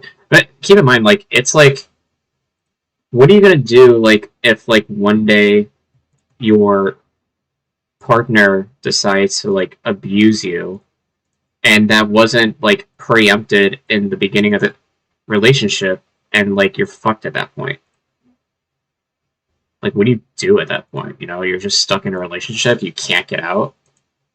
Doesn't that wouldn't that harm men too? Because men do get abused as well, which I think that she would agree with. So what, you're just gonna ignore that? I don't know. And like having the government come in and say like you can't get divorced. I don't know. It's just pretty fucking stupid. But like in the real world, that kind of simplistic. And you know, there's like exceptions to this, but I would just say in general, for most cases, you know, we could talk about exceptions, but like the rule. Well, the exceptions are the important part, because I've heard you say that a lot when you're talking about things. You say, "Oh, you want to talk about exceptions," but the exceptions is the important part, because those are the people that are going to be affected. I mean, yeah, that's the people getting divorced are going to be a large part of divorces, as you say. I mean, you're talking about like 25% maybe or more. Because if you're saying you're not allowed to get divorced, so we're talking about like, what if the relationship is physically abusive? Mm-hmm. Yeah, I think if it's physically, this is the problem though. All right, if it's one-sided physically abusive, okay, fine, divorce. We can allow divorce for those exceptions, but what do you mean one-sided? So if both of them are fighting each other, then they kind of like need to stay together? Is that the implication? How is that any better? If both sides are abusive to one another, they're clearly incompatible, therefore they shouldn't be together. They shouldn't be married. But like I've even talked to people that work at like abuse centers, and they say that the majority of abuse is mutual. So it's not just one side's hitting the other, it's like mutual. So surely that well, that's not true. Yeah, I just don't believe that. Also, again, why would therefore you say that why would you then say like, oh well, like if it needs to be one-sided to get divorced? Like, don't you think that's a little dumb? Like, really? That's not every time. I think. Yeah, I know. But it's not healthier either. Mm-hmm. I just think that the goal should be to keep families together, and that the goal should be to work through it. Okay, that's really dumb. The goal of life should be to maximize your own self-fulfillment, and if you are married and in a relationship that is abusive, that is both you are being abused and or both of you are abusing each other, you shouldn't be with that person regardless. That's just what I think should be the case. And trying to keep families together at all costs, like, I don't know if I agree with that either, because like there's some instances again where breaking up the family is necessary for individuals' growth and a better like mental health shit. I think most people agree with that, right? Because I think we all can look at the stats and say family is important, right? Family is important. Nuclear families is important to like the health of children growing up in general. I think we can all say that. But when you say something like divorce should be illegal, yeah, we got to kind of suss that out, because that's a pretty extreme claim. For example, in 2014, family violence was the cause of 25% of divorces. So I don't think it's fair to characterize that as some kind of like super fringe example of why people get divorced. Well, but you also have to look if there's incentive structures in place where there's a lot of false accusations in family court. And a lot of people don't know this, that family court is actually it's not based off of evidence. It's based off a balance of probabilities. And there are incentive. No. Wait. There's evidence that's posited to the court that you need to present to justify a divorce. Yeah, right? Like, I'm pretty sure that's true. Programs that you get, like in the UK, you get a free lawyer if you accuse your husband of abuse. And it's less than 10% of cases are actually like followed through with the police. Sorry, I don't want to move on quite yet. I want to stick on the topic of not allowing people to divorce. So you're saying that you do want to allow people to divorce. Then you don't really believe that. She's already getting pushed. I would say ban divorce. Oh, because you just said... Dude, what an idiot. You said, okay, if both are being abusive, then they should get divorced. And now you're saying ban divorce. Man, dude, she's not even like good at what she does. She's not even good convincing with her like grift. You know? You would allow an exception in the case of abuse. I said one-sided abuse exception, sure. Okay, so how do you prove the one? So then you don't believe in then you don't believe in divorce. Or I mean, you okay, ban divorce. Fine. Yeah. Ban divorce except for one-sided abuse. Okay, sure. except for one-sided abuse. And is there going to be She's a already system walking to back. kind of how do you prove that the woman or man Well, was on the? I think Yeah, I think you have prove to press charges in criminal court, not family court. That's really fucking stupid. If you want to get a divorce, why do you need to press criminal charges to do so? So only if your significant other is tried criminally are you allowed to leave the relationship. Yes. Tried and found guilty criminally. Yes. So fucking dumb. Otherwise, just stick out of, which is fine if you don't, want to be with someone forever. But I just say stay out of marriage. Right, because when you take marriage is supposed to be, for better or for worse, and sickness and in health, and for. Well, that's just a bunch of shit that you say. That's like, kind of like the. Oh shit! I'm not gonna be able to beat these guys. That's just shit you say during the vows, right? And like, it's a more of a like general idea of like, hey, let's try to make things work with each other. And usually, those options are exhausted prior to the consideration of divorce. For richer or for poorer, it's not supposed to be, when I feel like leaving. And the majority of that's not why people get divorced. Oh my god, people don't get divorced. Well. Maybe some do, and you know what? God bless them. If they want to get divorced because they don't love the person anymore, then God bless them. But they don't do it because they feel like leaving. That's an oversimplification. Divorces nowadays, it's just really when the bad. girl just feels like leaving. That's not true. So and well, it's just not true. I've talked to hundreds of women. That's. Hey, I talked to this homeless guy down the street who said that he said this, therefore it's real. Like. What are you talking about? Okay, you talked to hundreds of women. I've talked to thousands, bitch. That's just that doesn't prove anything. And even if you look at when no fault divorce was initiated in the 1970, I think it was initiated. I mean, one of the number one reasons was financial differences and irreconcilable. And reconcile. Sorry, I can't talk. But yeah, I just think this map is like really bad. For the people that don't believe in real marriage, because what is marriage if you can get divorced over damn near anything? It's not marriage anymore. It's something else. Well, I think the reason for that, historically, this emphasis on staying married, right? Or even before this no-fault divorce was an option, and it was more difficult for women to get divorced, or men, the abuse of power and the risk for abuse and for people to get stuck in a horrible relationship situation, not just for them, but their kids, right? I mean, obviously, having your kids watch their mother get beat up.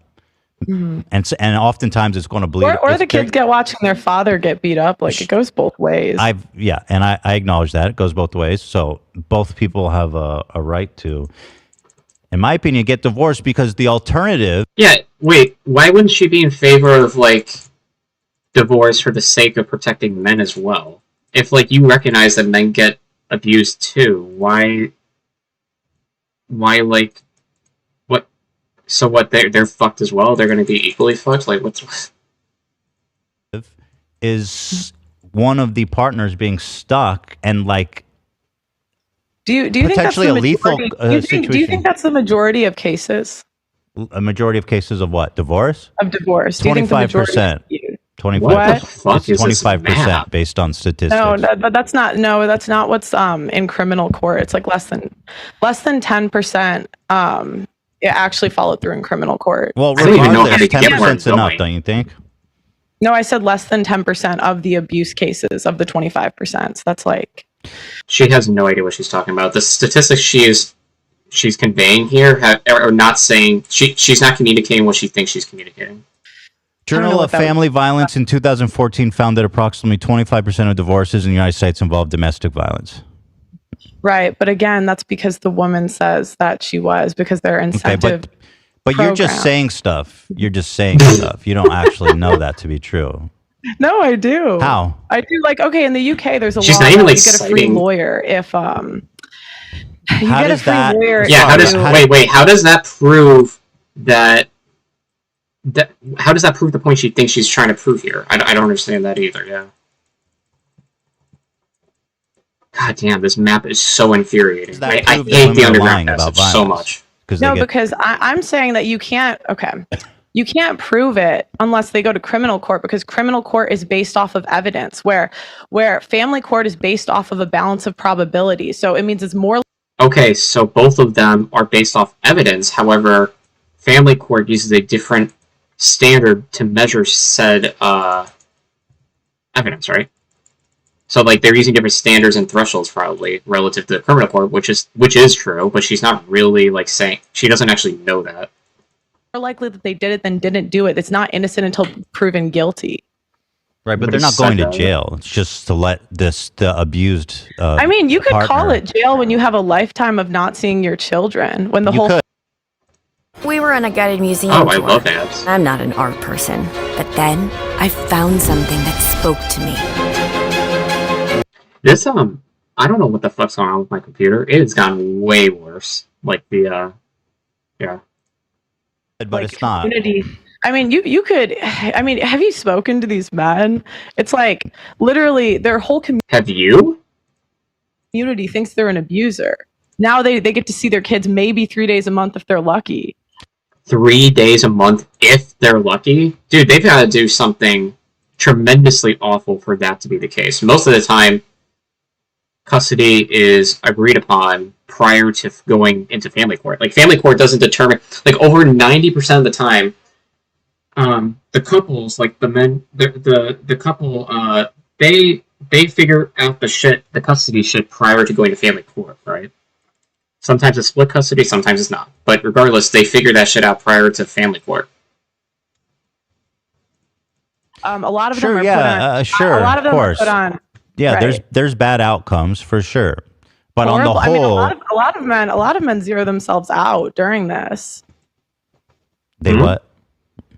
Like, a lot of men commit suicide during... I see. Like, yeah. Oh, that's horrible, you know? It's horrible. It's, like, absolutely terrible. Like, I interview these men that are going through this. Yeah, I'm sure that's happened, but at the same time, you're saying women are lying about violence, and I haven't seen you be able to prove that. I'm saying that... You said they make false can't prove accusations. it unless you go to criminal court, because family Right, but court... it's not No, that's not what she was saying. She was saying that they make false claims, right? That's what she said. Those are her words. But now she's backing up to a different point. This motherfucker is tough. Holy shit. crime. Off of evidence. Right, but they're not going to jail. not- It's just about the welfare of the kids, and you know, what I mean, the people. It's a involved. crime if you're shit. falsely accusing someone of abuse. Okay. And so I'm saying there's no, you can't. They only have to do prove with it in less anything? than 10% of cases Okay, in criminal so court, because criminal court is based off of evidence. Family court is not. so let's just say less than 10%. I'll just give you the benefit of the doubt on that. Still seems like enough to give people the option to leave. Right. And this idea that women just leave whenever they want seems a little bit infantile, since because people change, right? Especially when people get married young, which does happen. People change. People go through shit. People grow apart. A lot of the men who end up being abusive, you hear, were one way before they got married and one way after you get married. So I don't think it's fair to say you're just leaving whenever you want, or you should just have to stay in this forever. Yeah, because saying that they leave whenever they want is missing. It's like omitting a lot of context behind why they're leaving. Because they could be leaving because at a later date, somebody becomes abusive, or at a later date, like, you know, they realize they're not in love with them anymore or whatever. Like, that happens all the time. Forever. Wouldn't you prefer people? Wait, and also, what about like cheating? Should you stay with somebody who cheats on you constantly? Like, that makes no sense. Get married then never get married? Like, I feel like you would be disturbed if, like, only 5%. Even within her own framework, this makes no sense because, like, guys who cheat and are never around are like what's the point of being with them then? You know, like if they're not going to take care of their children and all that shit, just leave it to the mother, or vice versa. If they're constantly cheating on their partner, like then they're not. Her saying I want to ban divorce to keep families together, that doesn't work because the guy isn't going to be there because he's constantly cheating on his wife. So you're actually preventing families from being together by keeping the wife tied to her cheating husband instead of finding a partner who's actually going to be there for the children. Of couples ever got married. I'd rather people got married and stayed married. Right, but that wasn't one of the options.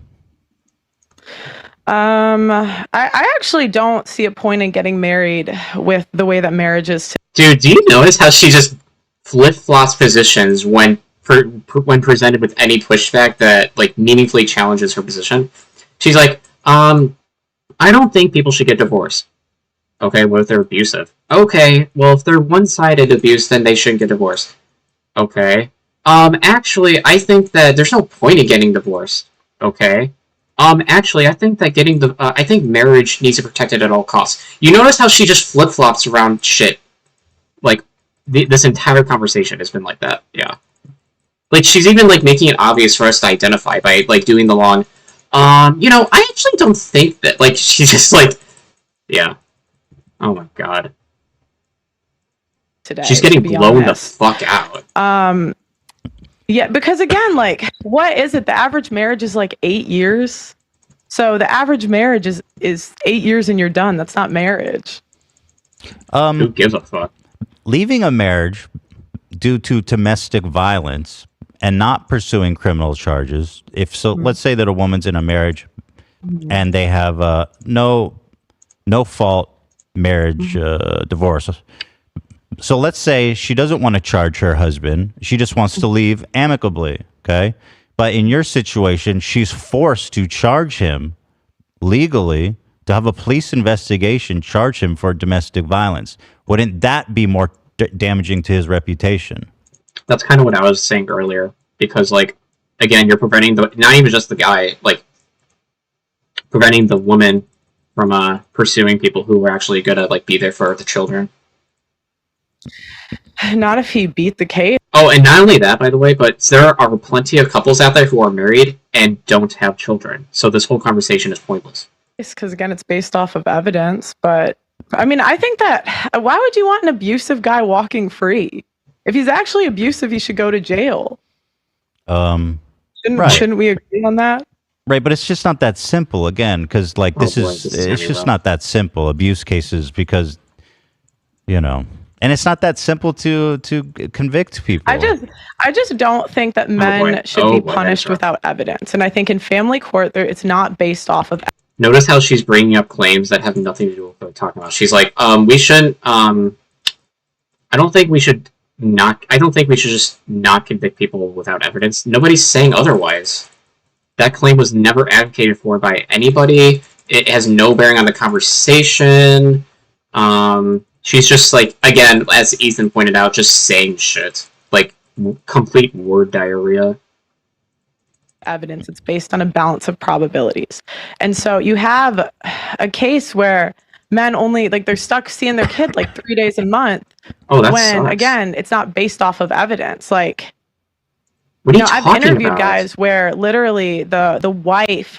Okay, now she's appealing to anecdotes, as if it is ubiquitous, like using anecdotes to substantiate a broader argument that is a ubiquitous issue, which you can't rely on anecdotes in that circumstance.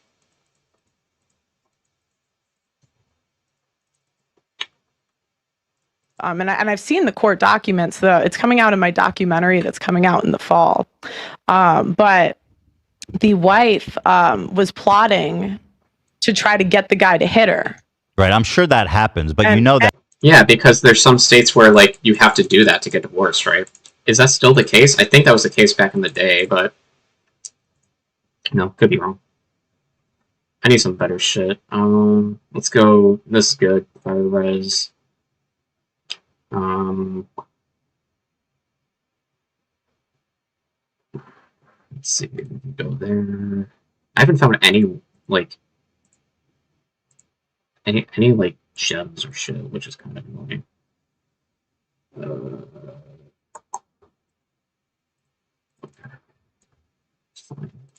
And the wife still got custody.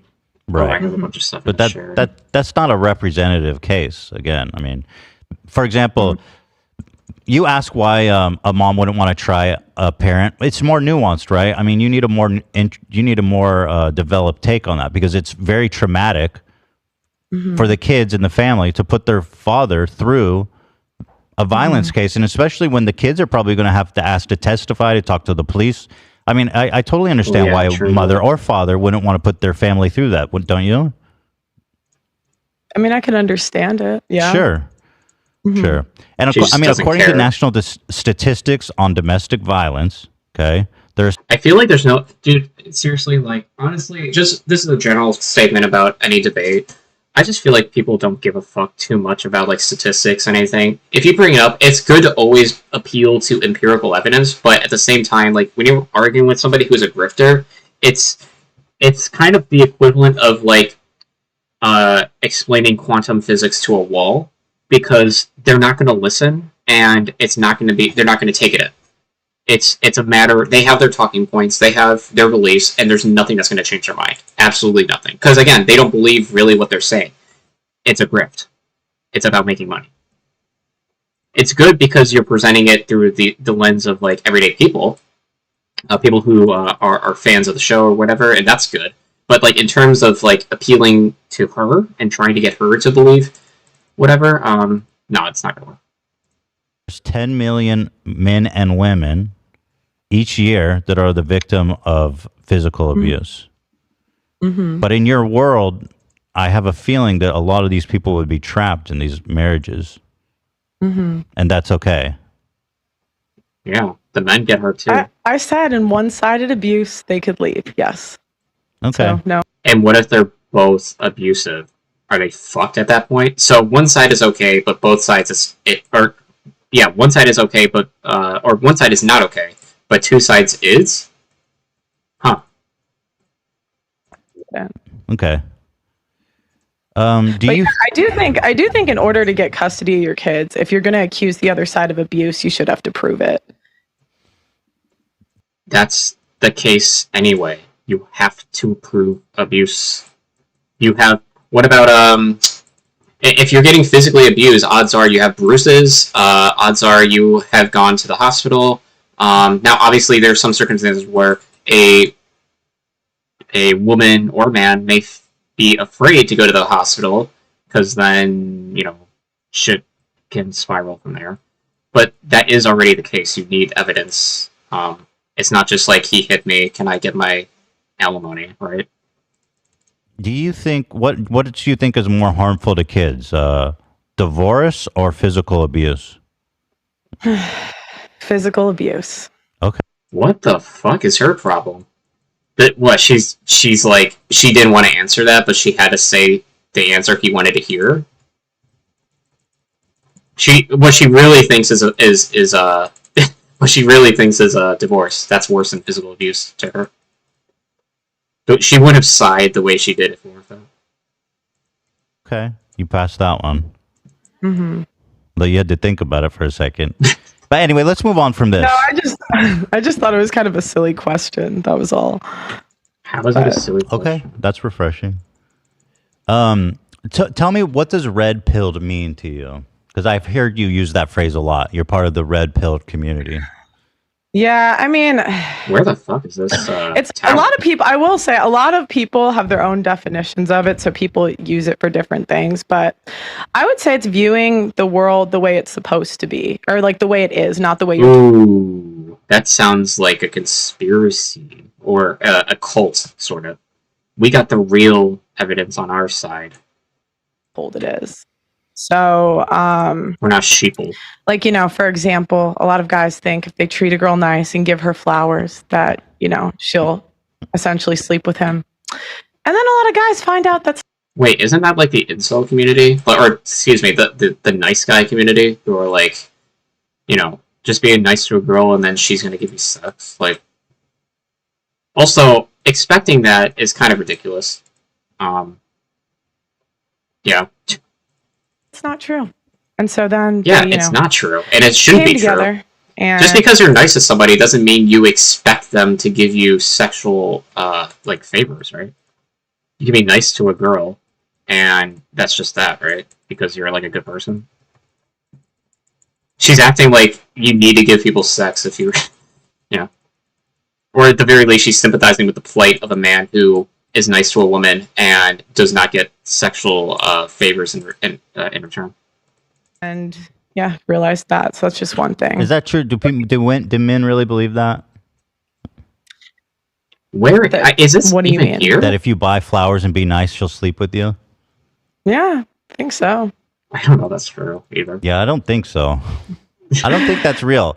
I think that's like a really odd way to describe dating. It's just like men are nice guys and women are. I just think it just seems very cartoonish. Like we're talking about real world stuff, and it's just you can't. I just think men don't really.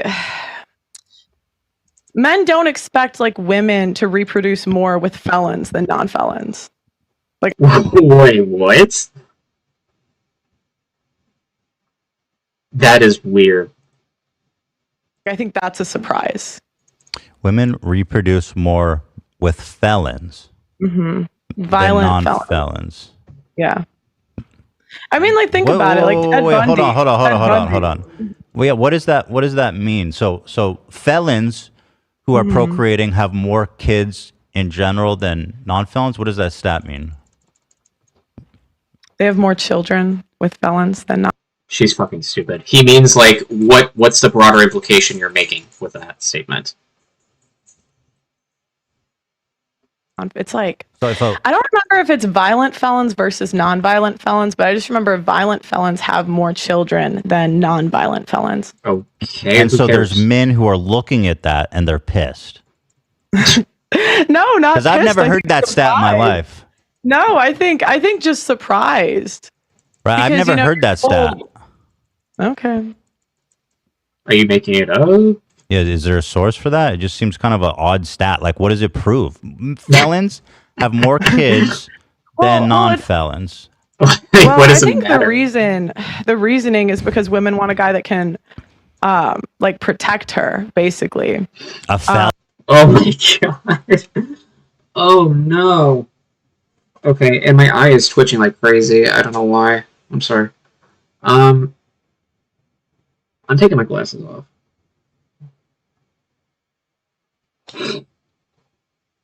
Oh god.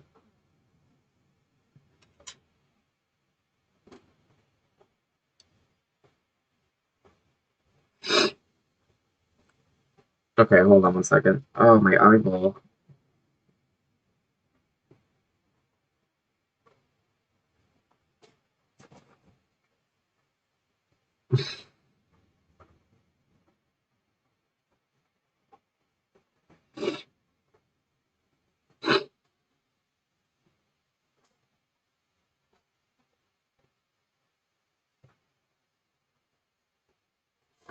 Okay.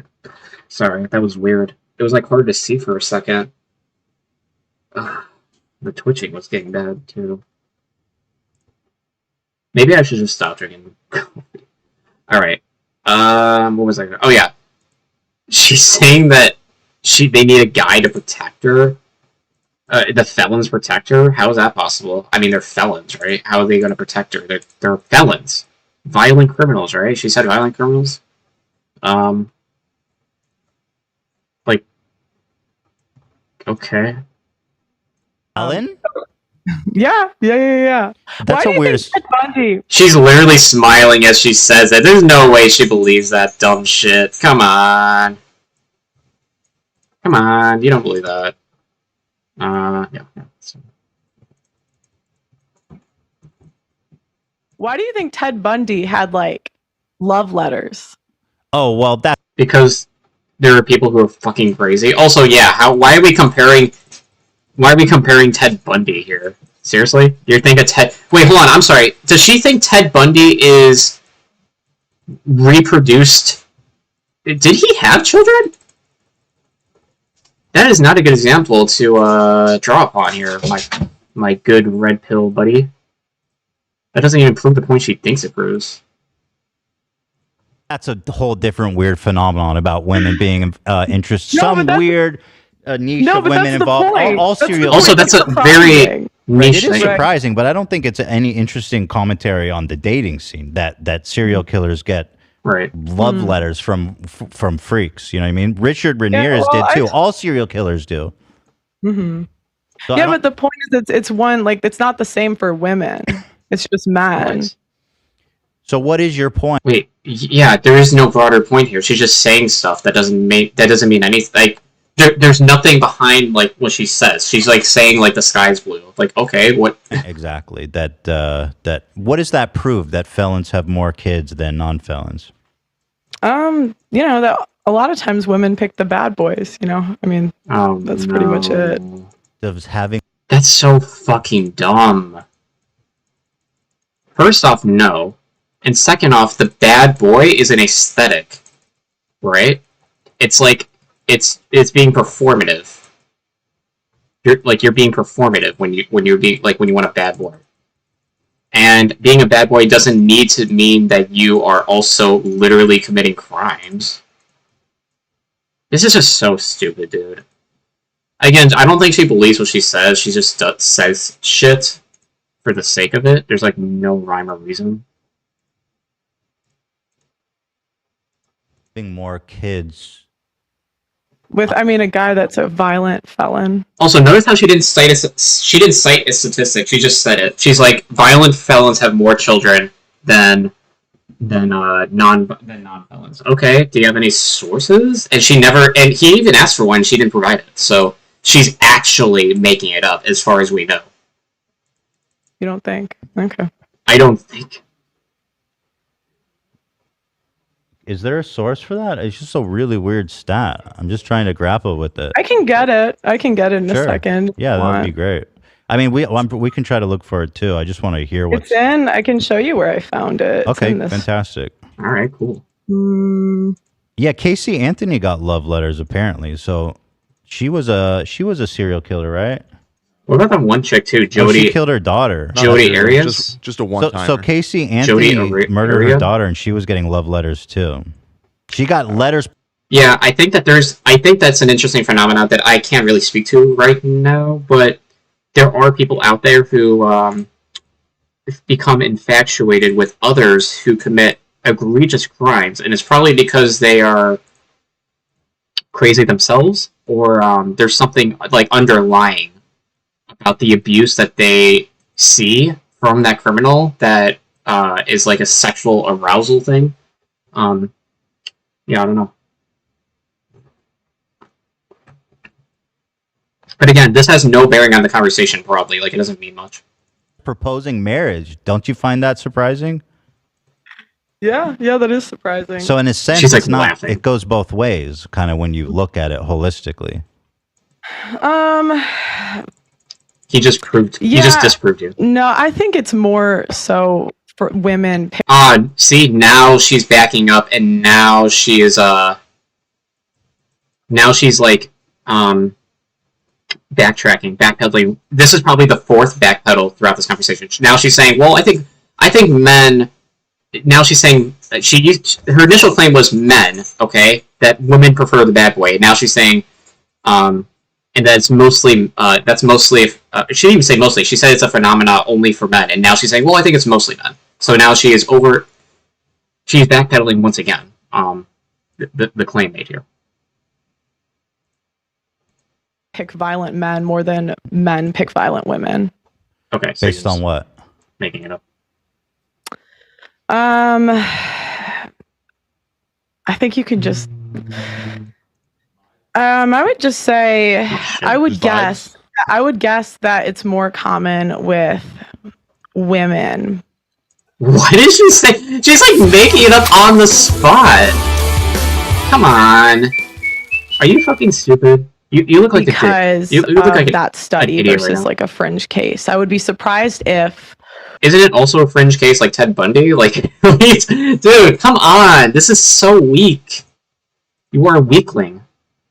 women got the same amount of letters, but I could be You wrong. might be surprised, but do you feel that sometimes you argue from emotion rather than like concrete facts? I find that when you talk about, and I've watched a lot of your videos, you say stuff that I don't think has much of a backing in reality. It's based on feelings, maybe instead of not emotions, but feelings. You're an emotional I feel this woman. to be true. Do you feel you do that a lot or no? I try. I would say I'm a woman, so sometimes, yeah. Okay. Interesting But- defense. I was like memeing. Hold on. I was memeing when I said that. She's like being for reals. And also now you're being disrespectful to the host by being on your phone. But whatever. You want me to find it or no? Sure. Yeah. I'll give you a minute. That's totally fine. Oh, well, she's looking it up, and that's fine, I guess. Okay. So why should I engage with in a conversation with you at all if women are just emotional? Shouldn't I be talking to a man about this? Probably. Why? Dude, what is she looks really dumb. Even like I understand like it's part of the like the bit she's doing because she's a grifter, but like you have to kind of have to be like a little better prepared, I would say, for this shit. You know what I mean? Like, damn. Okay. Actually, I should go save Kane first. You bother to even have a platform? Shouldn't you just concede to a man? Yeah, probably. You know. She does not So look we got to look interested. for a man to replace you. Don't you think? It's crazy how bad she looks right now. No, not don't- really. You don't think? Okay. But you do think women are more emotional. I gotta find. Hold Okay, on. go ahead. I'll give you a minute. Sorry, I won't. Okay, sorry. I'm trying to No, it's all talk to good. you and find it at the same time. Yeah, I'll give you a minute there. But it's fine too. We can move on. I'll give you a minute, but we don't have to get stuck on it. Okay.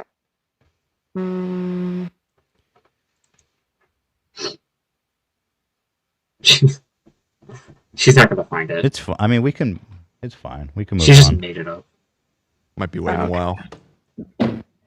I found it. Oh, go ahead. Send- Okay, perfect. Oh, there we go. It's not gonna say what she says it said. What's it called? I'll pull it up. Here. The link, he pulls up the study in this stream, so the link is These guys on are fucking here. annoying. Whose stream is it? Wait, your source It's is Rolo's a stream. VOD? Rollo Tony But Browntown? Yeah. He's a He's good- great, actually. I know you're a fan of him. He seems like a nice guy. Yeah, he's really nice. I like his Yikes. head wear. I like when he rocks out. Where do I send it to? You can send it in the Zoom chat. The Zoom chat, yeah. Or you Oh, can it's just on tell my me the phone. name of it and I Actually, can pull it up. Okay. Either It's way. in Rollo Tomasi is offensive and vile. I don't even 7 think that months this ago. is worth Thank dwelling you. that I this appreciate much that. We'll look attention into on. it.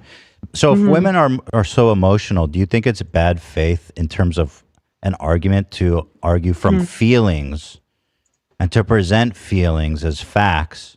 Right. Do you think that's a bad faith way to argue or no? And didn't she say that the system, like the court system, should be predicated upon like evidence? And you would imagine. I mean, I'm just inferring here, but I think that if she believes that and that like empirical evidence matters to that extent, then why wouldn't empirical evidence matter in this respect? No, I was kind of kidding. I was like, What were joking. you kidding about? When I was kidding. I don't know, whatever you were asking me earlier. She you were doesn't even know like, what she's responding to that she was kidding about. Do you?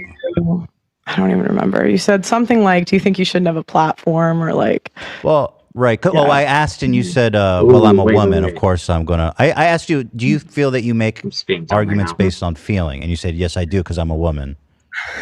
oh yeah, I was kidding. No, I use facts to back up my arguments. Sometimes I'd say I'm wrong. Sometimes. Well, you've been proven wrong multiple times throughout this conversation, so you don't use facts. You use things that you think are facts, or that serve your specific agenda. I think something and it's not correct, but I would say most of my opinions, I try to at least have a basis of fact. Yes. Okay. Some things you just see in reality, right? I mean, like Some things you sometimes just you're see. gonna. Whoa, hold up there, buddy.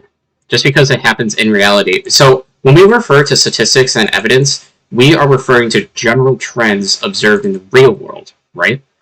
Just because there are outliers or there are exceptions to the broader data doesn't mean that the broader data is wrong. It means that it means what it means, right? So you can't use anecdotes as a means of predicating your like you can't like say I saw a black guy you know doing this, therefore all black guys do this. It's not that simple, right? Yeah, I mean, you can, like, some things you just learn from interviewing hundreds of people. You see patterns. Right, but sometimes when you interview people, you interviewing specific people with specific experiences, you're obviously going to run into a bias. This is so so easy I don't to think so, understand. because we do street interviews all the time too. So that's like random people on the street. Wait, so random people on the street have no biases?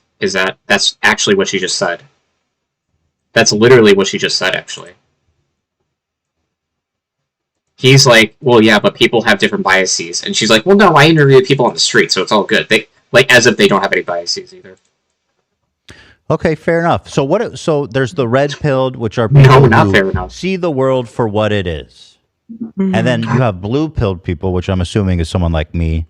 I don't want to put words in your mouth. But what does blue pilled mean? That's people that see the world for how they'd like it to be, I guess. Okay. I don't talk much about, I guess, like blue pill, but yeah. Okay, fair enough. We don't have to focus in on that. So I've noticed that one of the primary focuses of your content is kind of the problems facing men and how there's so much unfair societal pressures or norms or expectations on men. Why is it that you're... Okay, so let me begin by saying this, okay? To speak to this topic, I think that is true. I think that there are certain things in society that screw over men. For example, having to enroll in the draft is one example of this. Women are not. It's not compulsory for women. They don't have to sign up for the draft or whatever. So yeah, that sucks, right? It's not just that though. It's not like something as direct as that. It's also things such as the whole men can't cry. They need to be stoic. There's certain expectations that are placed upon men as a product of toxic masculinity. And in that sense, yeah, that's an unfair societal thing for men to have to deal with. So I think that that's totally a fair thing to complain about if you're a guy and even a feminist. So I think it's also more difficult for men to date than women. And the reason for that is very multifaceted, probably. So I don't know. I think there's a bunch of shit that happened. Now I'm not saying women have it easier. That's not a claim I would make. I think that both men and women face unique obstacles as a product of what society expects each gender to fulfill their roles, and also just the way our economic system is structured as well forces men and women into different roles as well. Yeah, this shit's complicated, but I think men also experience difficulties too. So singularly focused on the troubles of men.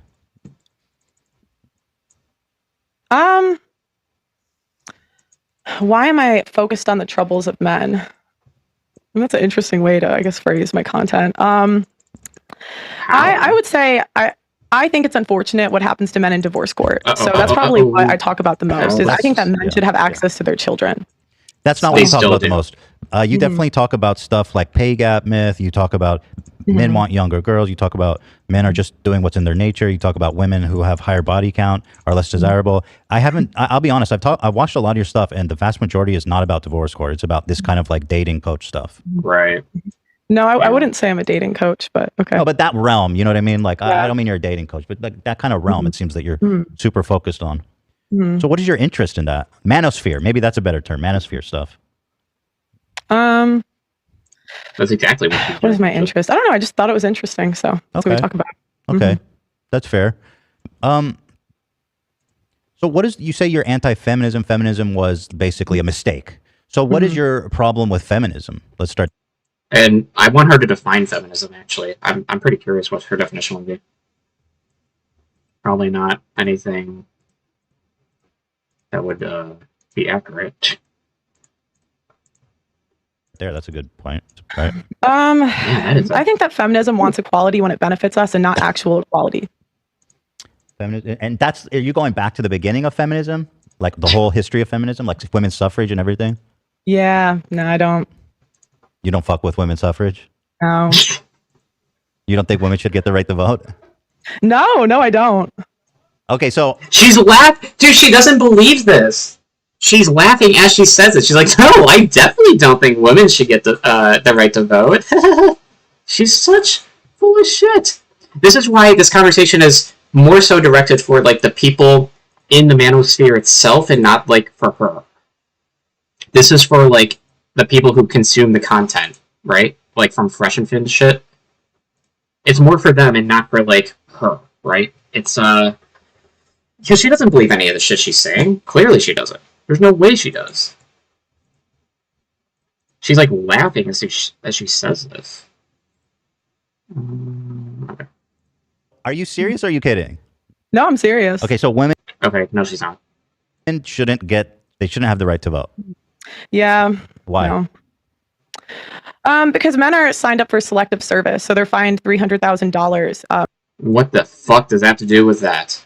What is the relationship between those two things? Just because you have to sign up... Hold on, maybe she'll explain. If they don't sign up for selective service when they're 18. Do you think women should be drafted into the army? I think if we want the same rights, it comes with the same responsibilities. Do you think women should... No, nobody should be forced to go in the military if they don't want to. I'm actually pro anti-compulsory military, whatever. Be drafted into the army? No. Okay, so then there's a paradox. No, but that's my point. I'm saying, like, let's make it fair. You don't believe... Well, listen, this is your perfect So world. I'm saying that if we are going to vote, have the same cost, which is that... Notice how what she's saying is incoherent. She's saying that, like, women should not have the right to vote because men are forced into signing up for the military, like the draft.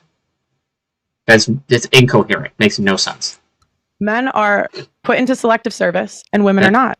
And if I had to pick between the two, then I would give up the right to vote instead of sign up for selective service. Okay, so... But that's not the trade-off. That's not on the table, right? Like, that's not what's going on. Mm-hmm. You're saying women should only get the right to vote if they sign up for selective service, but at the same time, you're saying women should not serve in the military. So in your world, women are just going to be disenfranchised because they're not going to be able to sign. They shouldn't serve in the military because they're not as good fighters, right? No, I'm saying for me personally, I would not want to sign up for selective service if I had to pick. So I would give that up. You think women should be given the choice if they want to do selective service or not? I think if we're going to vote, we should have no choice like the men do. So women should be drafted mandatory into selective service, you believe? No, that's okay. But don't you see there's an issue? There's a problem here. I said, if feminists want the right to vote, right, then it should come with the draft. It should come. I mean, it's not called the draft anymore. It's called selective service. Personally, in Pearl's world, I do not want to be drafted. I do not want to be in selective service. So why should men in general, in terms of policy? Because obviously, I think it's safe to say women in general want the right to vote, right? And so. Then, by your logic, women need to be entered into selective service, right? But you don't think that should happen, or you think that's okay? Yeah, I'd rather not. Not you. I mean, in general, the women, because women want to vote. So how do we resolve this issue? Do they get drafted like men? I mean, I think it's unlikely that women will ever have the right to vote taken away. So. She's like refusing to answer the question because she knows that it's going to be like she understands. I don't know if she understands or not. But there is a paradox, as Ethan said, to her logic here. I guess moving forward, maybe net taxpayers potentially you could do, but now we're introducing that's a whole nother conversation. But wait, what does that mean? if we're gonna vote, I think that we should have the same responsibility as the men and be enlisted in selective service. What's that have to do with voting? Okay, so you're saying women should also have to sign up for selective service when they turn 18, like men. Yeah, yeah. Okay. I mean, if you're going to be equal, make it equal. Okay. And for me, I don't want to do that. No, thank you. Keep me out of that. Okay, so right. I understand that's your preference, but I'm just trying to understand like the policy that in your red pill. We're doing the red pill. We're seeing the world as it is. No, I wouldn't assign that belief to like red pill. That's not really like a red pill belief. That's just mine. Okay, cool. Yeah. I'm just trying to make a point about. So do you think having women in the army would weaken our military? Yes. Does So she have then evidence for that? probably don't draft women into the army. Yeah, but then take away the vote with it. But you're not giving that. That doesn't seem very fair. You see what I'm saying? Because you say, well, you guys are weaker. You guys are going to weaken our military. So we don't want you in the military. But because It's you're not in even the like military, a true you don't get the right premise, to vote. though. It's a catch-22. You know what I mean? So what do we do about that? Well, I'll tell you what I think we should do. Go ahead. No, I mean, it goes back to, I just think that you have to have some skin in the game. And so it's like, if we're voting for a commander in chief, right, that's the person that decides if we go to war or we don't go to war. And so it's easy to, again, I think that if you're going to vote, you should have the same responsibility as the men, and women don't want to do that. It's either we're equal or we're not equal. Okay, well, just to be equal, fair, if we're really equal, have the same responsibility. But again, it's equality when it benefits us. well, but your logic doesn't even make sense. I mean, you're talking about, first of all, there hasn't been a draft in the United States in 50 years, right? So if there was a draft, maybe we could have this conversation, but it just seems kind of silly. In 50 years, there hasn't been a mandatory draft. It just hasn't happened. So, So it's like, so why is it a big deal, I guess, about the selective service? Because there's not going to be another draft. You know what I mean? There's enough people in the army. I don't think that there's going to be a draft. It's just not going to happen. And with the way technology is going, we're going to have autonomous robot fighters before there's a draft. You know what I mean? So why does it matter? I just don't see the point with the selective service thing. Yeah, that's I just think it's, again, like, women want all the rights without the What other responsibility. ones? What does that? That's not an answer to the question, though.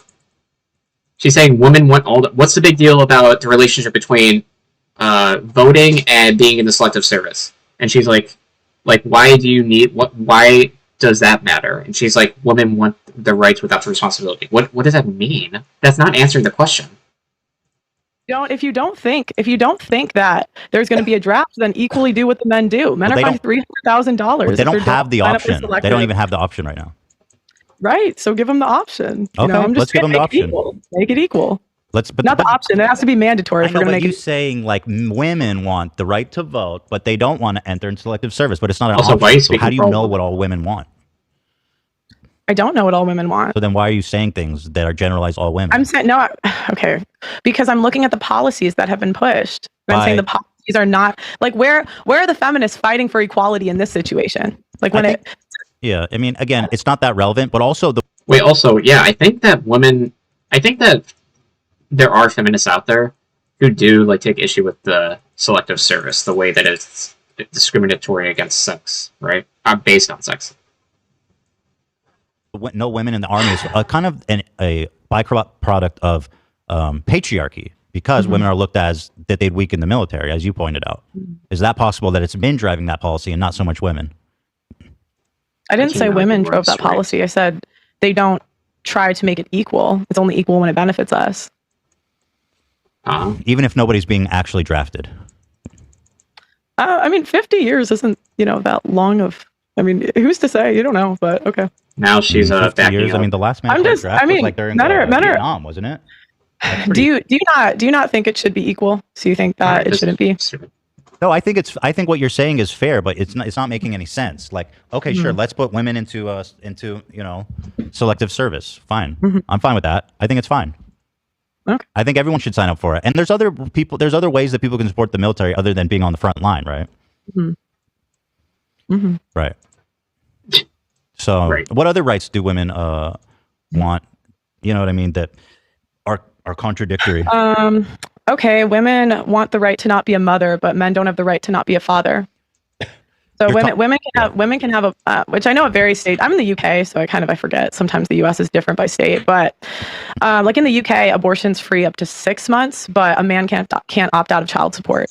So it's like, why does he have the right to not be a father, but women don't? Or why do women have the right to not be mothers, but men don't have the right to not be fathers. I don't think that's fair or equal. Sorry, just to go back for a sec. So feminists actually do, they want the draft abolished. So their point is, let's not sign up for the service. Let's abolish the draft altogether. So they are fighting for equality.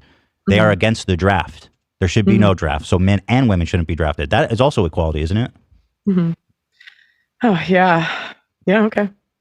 So you accept the premise is wrong on that? I don't. I mean, it's still not equal the way it is. But yeah, what they're saying. It's not equal the way it is, sure. And feminists agree. Feminists agree with you.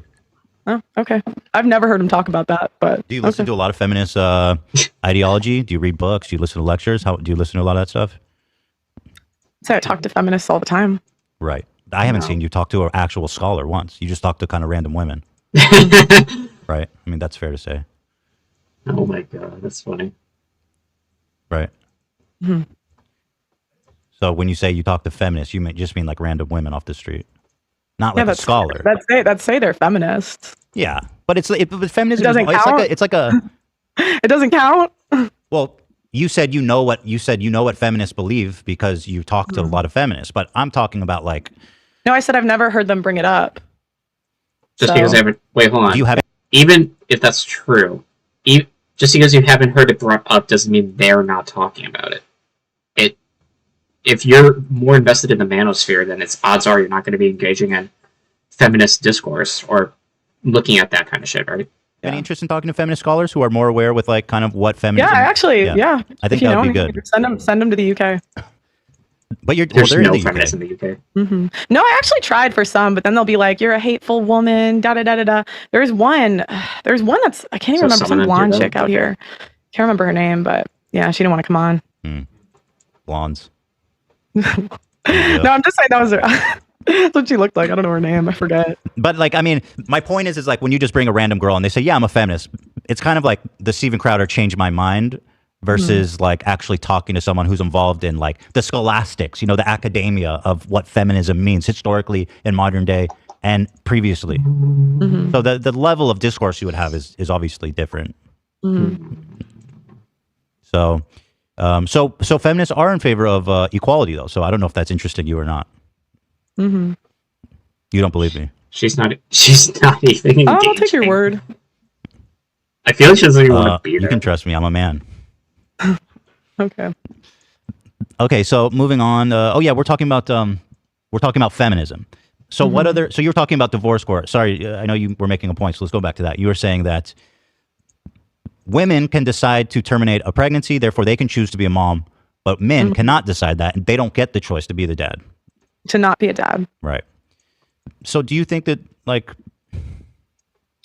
do you not think that the idea that the baby, obviously the reason for that, right, which we both know, is that because the baby's inside the woman's body? I don't think that matters. Yeah. So I mean, personally, I'm pro-life, so I don't believe in abortion at all. But again, it's the double standard. It's like the women have a choice, but men do not have a choice. Sure. No, I see that there is a sense to that, which is unfair. Although there are a lot of single moms, as you pointed out. Yeah, that are on child support. Not all, but Well, men have the choice in the sense that they can just wear a condom. Right. If they don't want to be that's a little bit right, but women have the choice to go on birth control.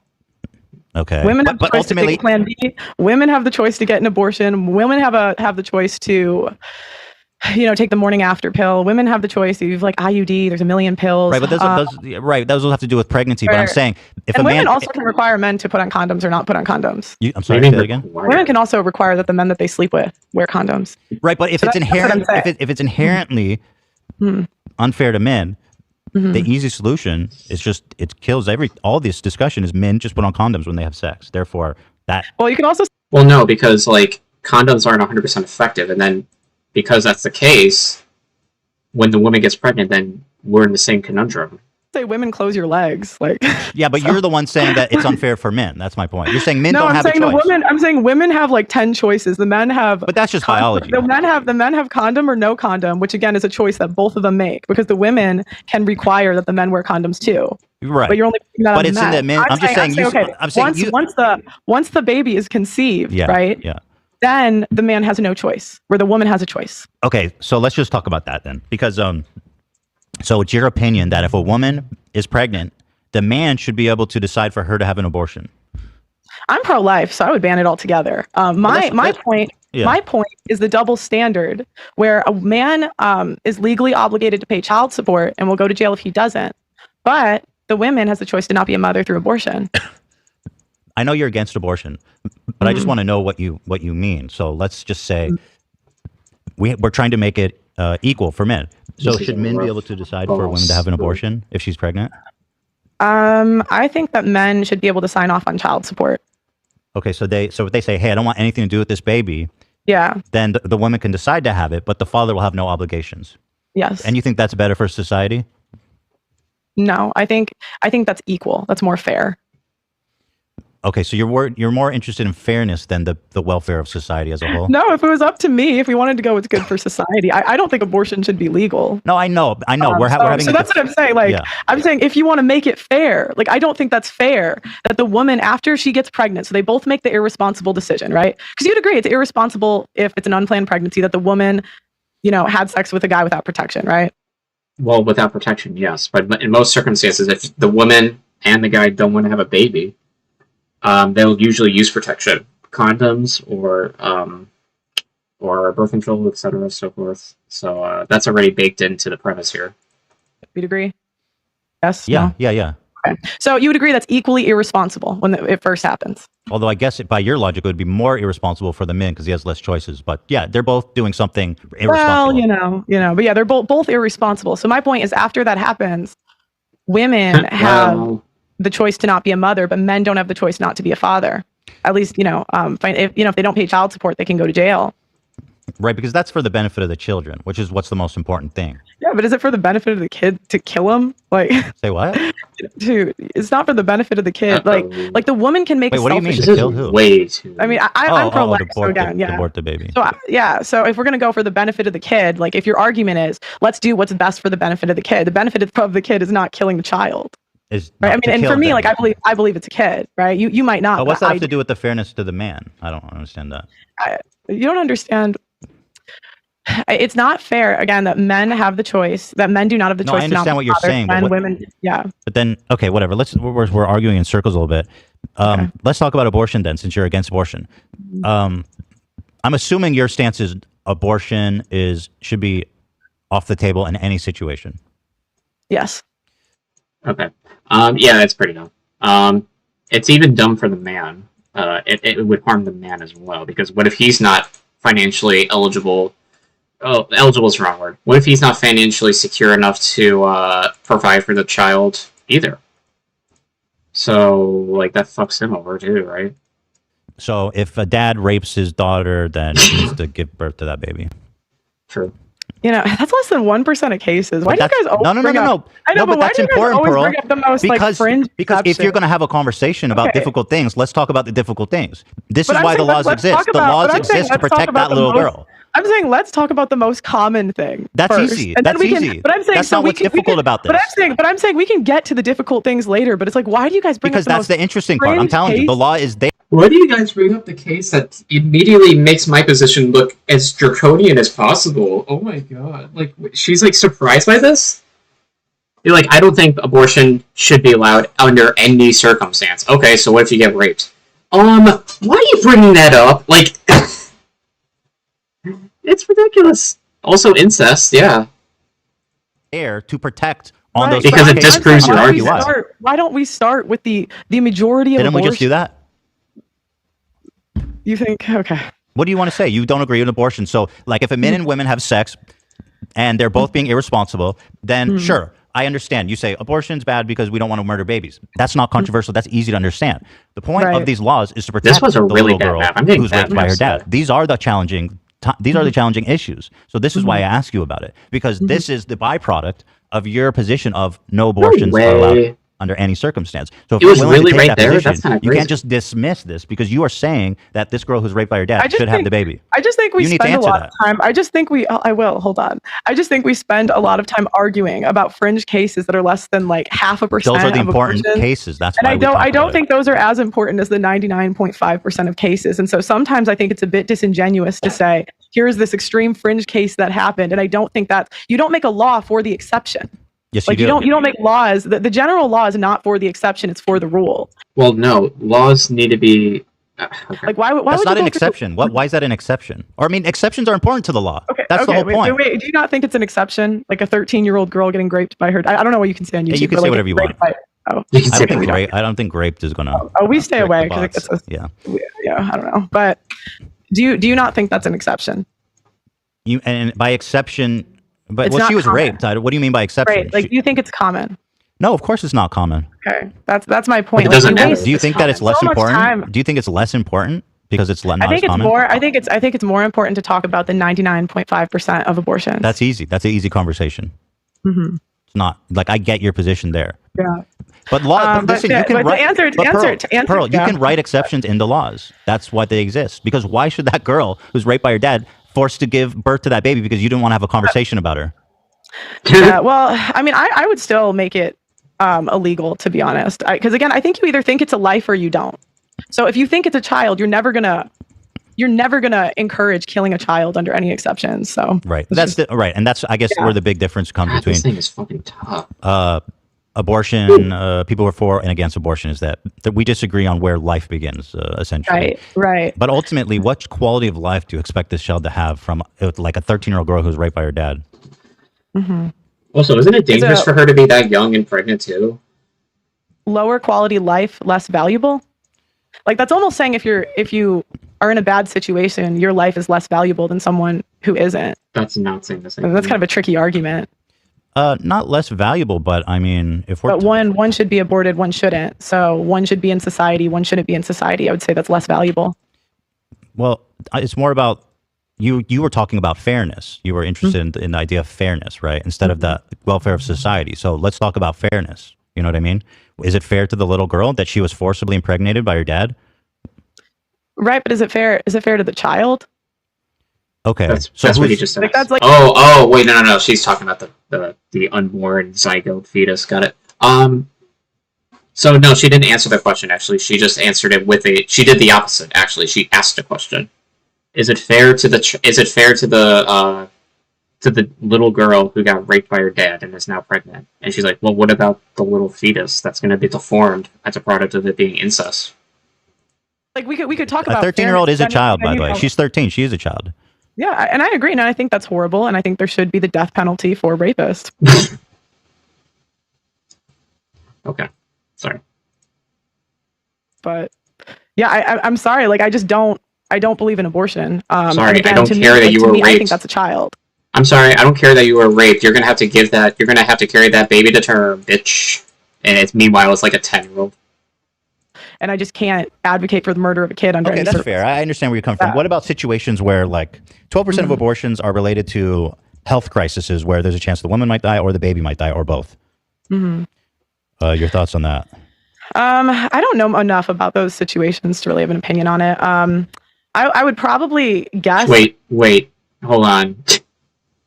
How have you formulated an opinion about abortion so strong enough that you would allow you would prohibit the abortions even in cases of rape, but and incest, and not think about the times where it's the mother's life is at risk? Are you a lazy piece of shit who doesn't do your research before like understanding what perspective to adopt?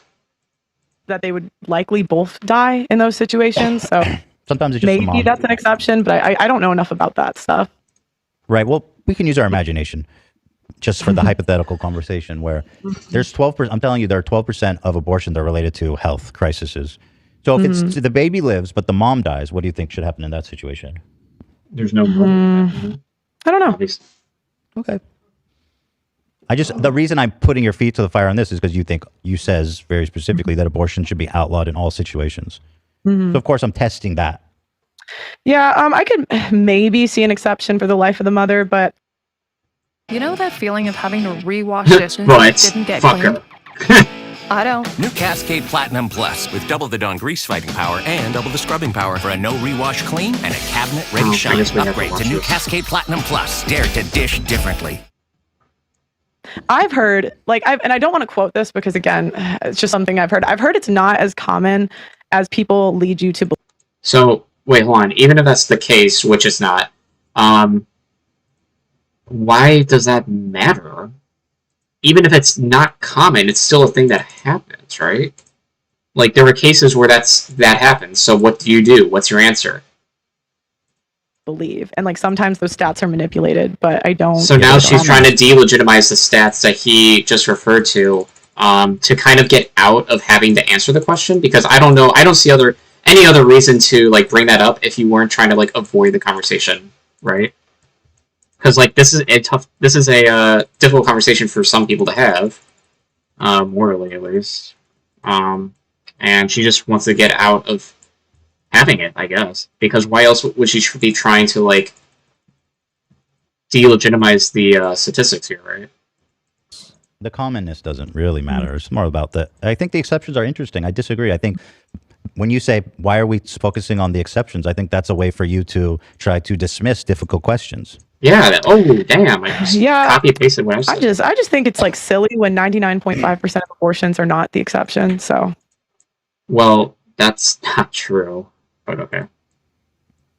So you don't. But that doesn't make sense. I mean, why don't you care about the situation of everybody else just because it's the exception? I just think you should spend more time debating the most common thing. Well, wait. You can't. How do you know he hasn't done that in the past? First off. Second off, even if no, like, you can still talk about, like, important shit and also talk about you can talk about everything. Like, what do you... This is such a weird criticism. Like, you could talk about things that are common, you could talk about things that are uncommon, and have discussions about it. But I feel like it's a little disingenuous here because, like, we wouldn't be talking about these exceptions if they didn't happen enough, right? It's still, like, something that happens enough times that it's warranting of a conversation. So that's, my opinion. Okay. Very good. She just doesn't want to answer because she has no answer. So we talked about feminism. The problem with feminism is that women want equality, but they don't really want equality. They need to sign up for the military, which feminists want to abolish the draft. And then we're talking about reproductive rights. Oh boy, that's rough. Where the women get all the choice and the men don't. Is there any other ones? I'm sorry. I was reading something. What'd you say? Is there any other examples other than reproductive rights and voting/draft that shows that feminism was a mistake or that feminists are disingenuous or something like that? I would just say, like, there's just a lack. The biggest one I would say is divorce court. 90% women get custody 80 to 90% of the time. I think 90. Yeah, because the father agrees to it. Also, this statistic I feel like is outdated because most of the men just don't want the custody of the children. So this explains the high rates that women have with respect to maintaining oh shit, I should have sold that. Oh, well. Maintaining custody of the child.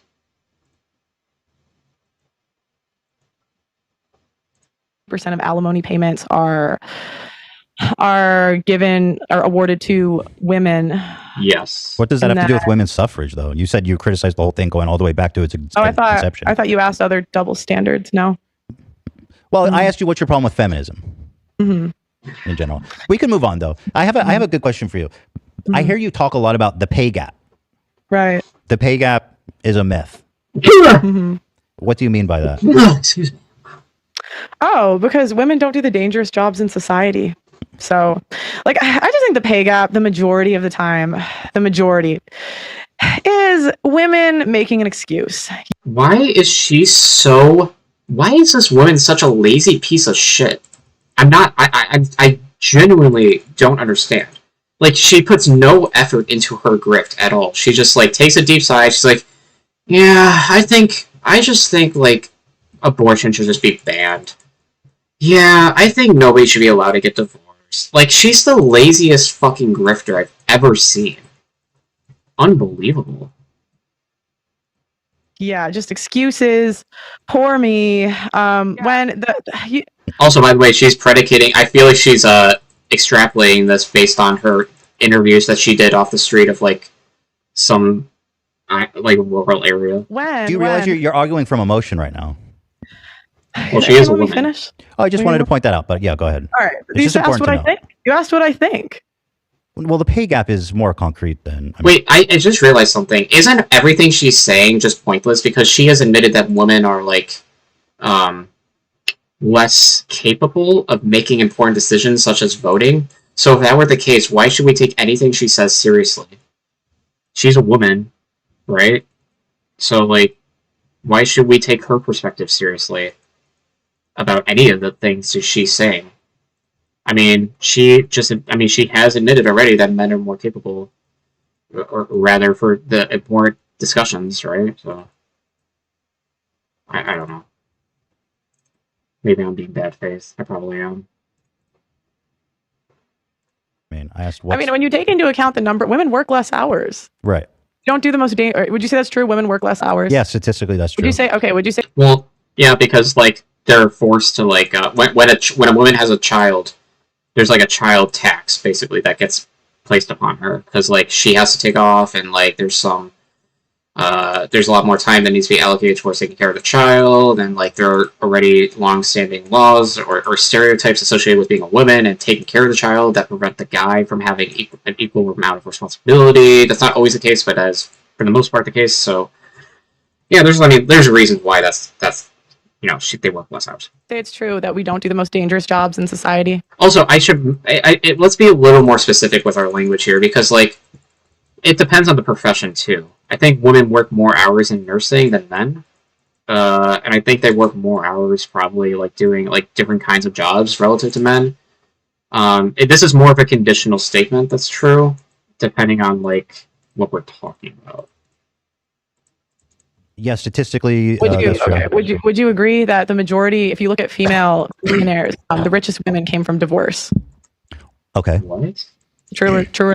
Yeah, that's true. I guess I think so. Okay, so what are we complaining about? What does that have to do with the pay gap? Any of that? Because all of those you don't think working less hours contributes to getting paid less? Yeah, but you know the pay gap. Excuse me, sorry, I've got phlegm in my throat. So what you're doing is you're misrepresenting what the pay gap is. You understand that the pay gap, when it's analyzed by economists, economists, and the U.S. Department of Labor and such organizations, they do controlled analysis where they eliminate all these factors. For example, ones you listed of women tending to work in lower paid fields. They eliminate. It's a pretty good response from him. Women working less. They eliminate for when women take maternity leave, all this kind of stuff. And even when you do a controlled analysis where you eliminate that, there's still a big pay gap. That's not true. Okay.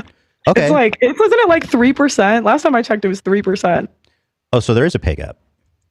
Yeah, but that's 3%. But there's but it's not a myth if there's 3%. Yeah, but the number they used to push was like 7. So, well, oh my god. Okay, so basically she doesn't know what she's talking about. Remember how earlier she was like, I don't think people should be allowed to get divorced. And he's like, what if like you're getting abused? He's like, okay, well, fine. If it's a one-sided abuse, then yes, you're allowed to get divorced. And now she's saying that there's no pay gap and is backtracking and now saying like, okay, there is a pay gap, but it's like minimal, and they used to say it was larger than it actually is. So like, again, nothing she says is correct the first time. She has to backpedal. 77 cents to the dollar. But that's what it is without it's about 20% without the control. Yeah.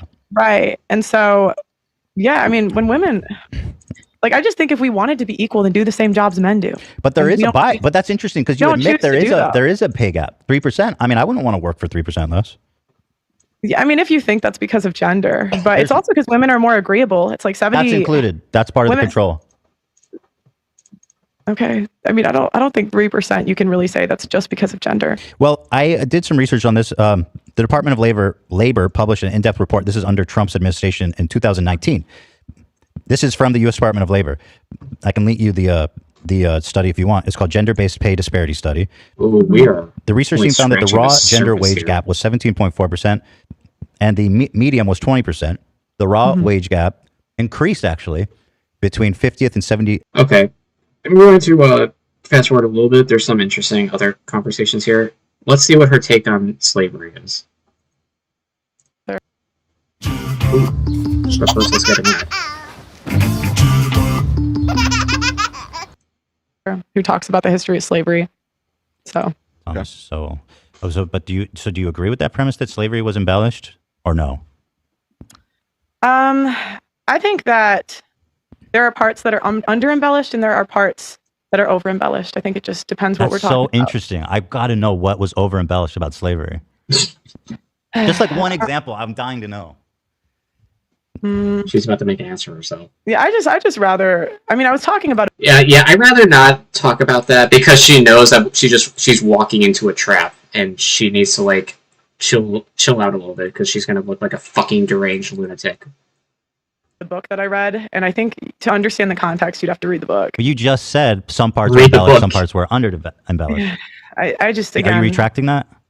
I'd real time. Are you backpedaling? Not. Okay. Dude, she's so fucked. Even like this half-ass shit that she's going on about. Like, I don't want to talk about that because she knows she looks fucking crazy. Because she is.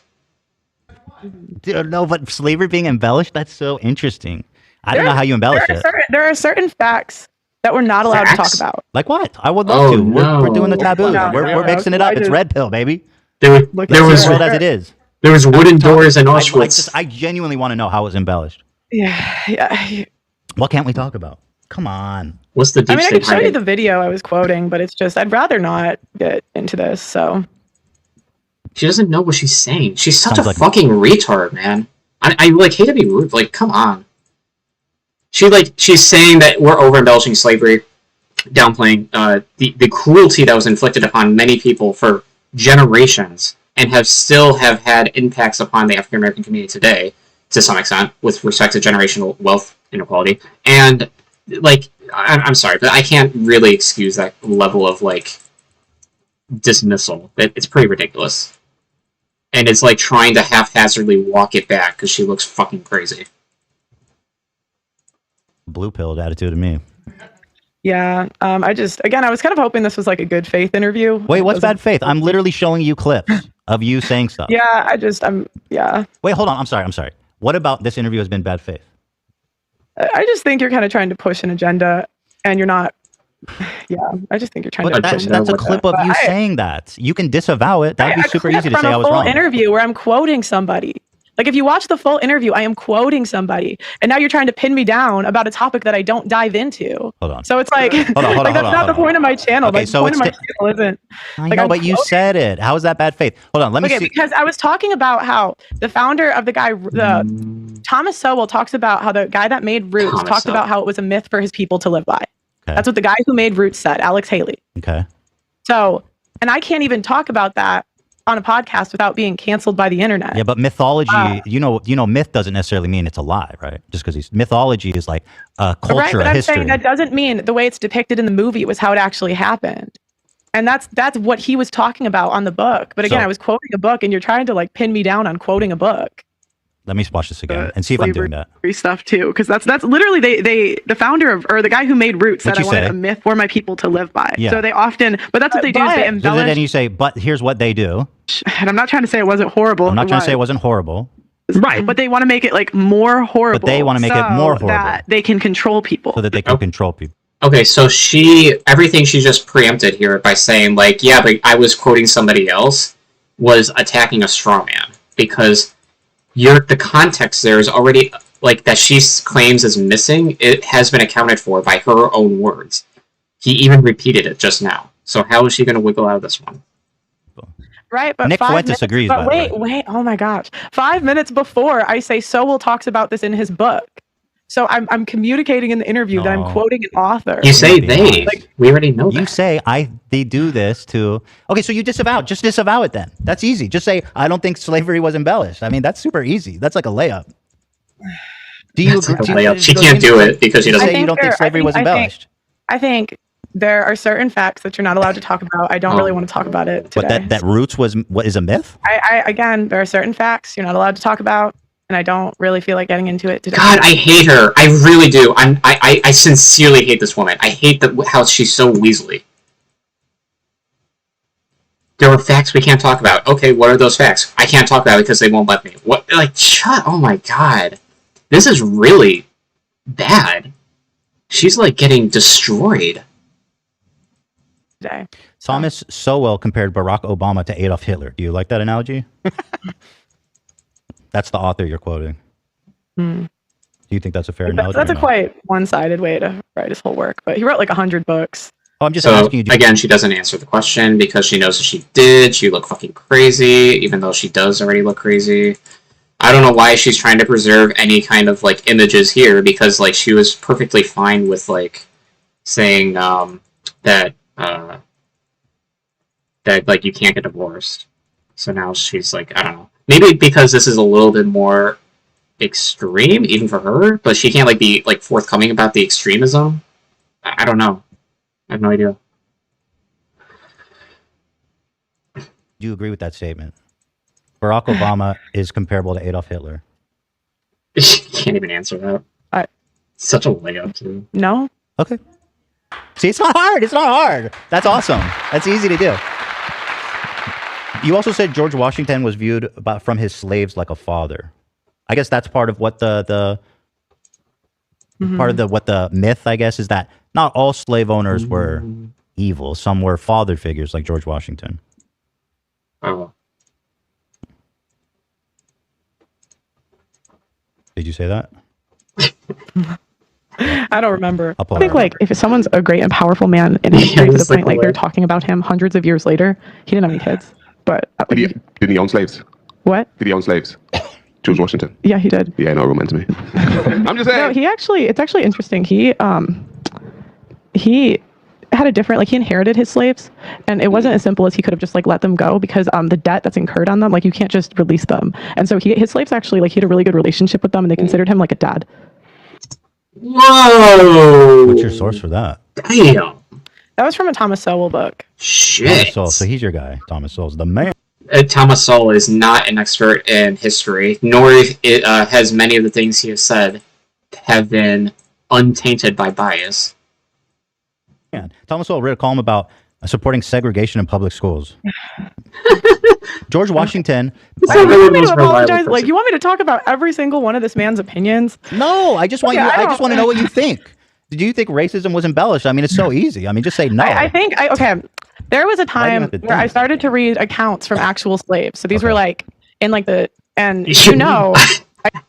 I read the testimonials of slavery. It's like the same vibes as I picked this person off the street and they tell me such horrible things about that women have done to them. It's the same anecdotal shit that makes no difference about anything. I can't really talk about this. Like, even if I talk about this now, they're going to clip it. They're going to say things I didn't say. But it's like I used to. She's like so scared. Read actual slave accounts, and I was surprised how many didn't say bad things about their owners after they were free. Mm-hmm. And it's not to say like, hey, she read some of the slaves' accounts. I read all of them, and they all say that they didn't like being enslaved. So what does she have to say about that? I read every single slave account, so you can't say I wasn't informed. Slavery was a horrible institution, but I can't talk about that fact without getting canceled. What? Wait, what the fuck? You can't talk about slavery being horrible without getting canceled? That's like the most universally agreed upon fact about the world. With the exception of a fucking, oh shit, with the exception of like a Holocaust denial. Or the Holocaust happening, right? Like, oh my god.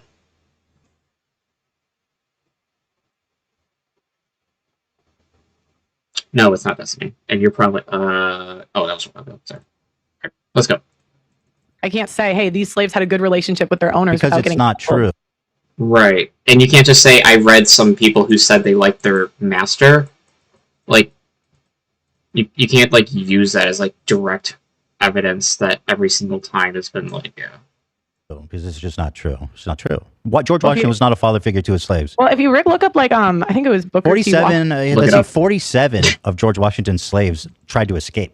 Would you try to escape if you loved your master? Maybe that. That's a really good. That's a really good every mile in the Hyundai Tucson. Get 0% one was wrong. I don't know. This was like okay. a little bit on a podcast months ago. I don't really remember, but so you believe things that you don't remember. Am I understanding that correctly? She just said that. Slavery is over embellished. Okay. What about this? Some of the slaves viewed them as father figures. Okay. Well, actually, a lot of them were leaving. And she's like, well, I don't know, maybe I'm misremembering. Okay, so you have a strong opinion about something you don't have any memory of, or have very limited memory of? Interesting. I wasn't sure if it was Goddamn Washington either in that interview at some point. But well, George Washington the whole thing I'm bringing up is I'm not even allowed to have this conversation without. What do you mean not allowed? That, but I mean, we're giving you the I platform. mean, I got. That's actually not true because she said it was over embellished, so that is a separate claim. It has nothing to do with having a conversation. Months of backlash for this. I'm now like, you guys are kind of trying to do a gotcha moment. No. I didn't know about the backlash. I promise. Not really. I didn't know about the backlash. I promise I didn't. I had months. I just want to know what you think. Like, I had months of people like, you know, it's like so if I have this conversation, I had months of people calling my employees slaves. Like that's what they call like. That's horrible. Yeah, I disagree. Horrible. That sucks. Horrible. But at the same time, and like even the guy, and you know this because you watched the video of that guy. Mm-hmm. The reaction you just like you're acting oblivious, so I didn't know that, but you do know that because the reaction you just watched was my former co-host who insinuated that my employees were being organized. Oh, I didn't know that. I promise. I just wanted to get your take. Well, people say I just wanted to know what your thoughts are on this. That's all. Yeah, I'm not like my channel isn't about slavery. That's wait. I just noticed the contradiction. She said I'm not allowed to have the conversation. Wait. Hold on. She said I'm not allowed to have the conversation, and she's okay. Never mind. Sorry. I thought I noticed a contradiction there, but maybe I'm wrong. Like a fringe. I know. I want to know about you. But I'm asking, like, why are you bringing this up when that's not really what my channel's about? Wait, you said you wanted to have the conversation. Now you're asking why are you bringing it up? Like, what the fuck? Because you said you wanted to have the conversation. You said you can't have the conversation. They're offering you the platform, and now you're saying I don't want to have the conversation? Very confusing. I can only ask you things about. This is interesting. I want to ask you about it. But I can only ask you things in a confined space? You can, but you understand how that looks to me. It's like you're just trying to pick out every single. Listen, Pearl. To be fair, to be totally fair, you could just say I don't think slavery was embellished. This is fucking terrible. Like I mean, you were like just that's talking super about easy. research, like, that's a layup for most people. Dude, I was quoting a book. That's the crazy part. I was quoting a book. So do you agree with his statement though? Do I think overall it was embellished? Some parts, sure. There it is. Which parts? Some parts. No, please tell me which parts. Tell me. I think that you can't. I think that certain slaves had good relationships with their owners. Not all, maybe not most, but I think some did. And that just and there are accounts of them saying this. So some slaves had good relationships with their masters. Therefore, slavery was embellished. You know how this is going to go for me. Like I don't know why you're doing this. You know I can't have this conversation without them painting it a certain way. Well, just own it then. Just do it. Just say what you want. You know what I mean? Just be red pilled about it. Who is they? I don't know who's they. Just your haters or someone? The left. The left. Do they have parentheses around the they? Like, I mean, you even painted like you researched like, my family. Like that's weird. How's that weird? It's all public. It's stuff you talked about. You literally talked about it. It's called preparation, which you clearly done none of. I didn't. Like you literally do no preparation, and you talk about. I didn't talk about if my mom was the president. Hold on a second. Hold on.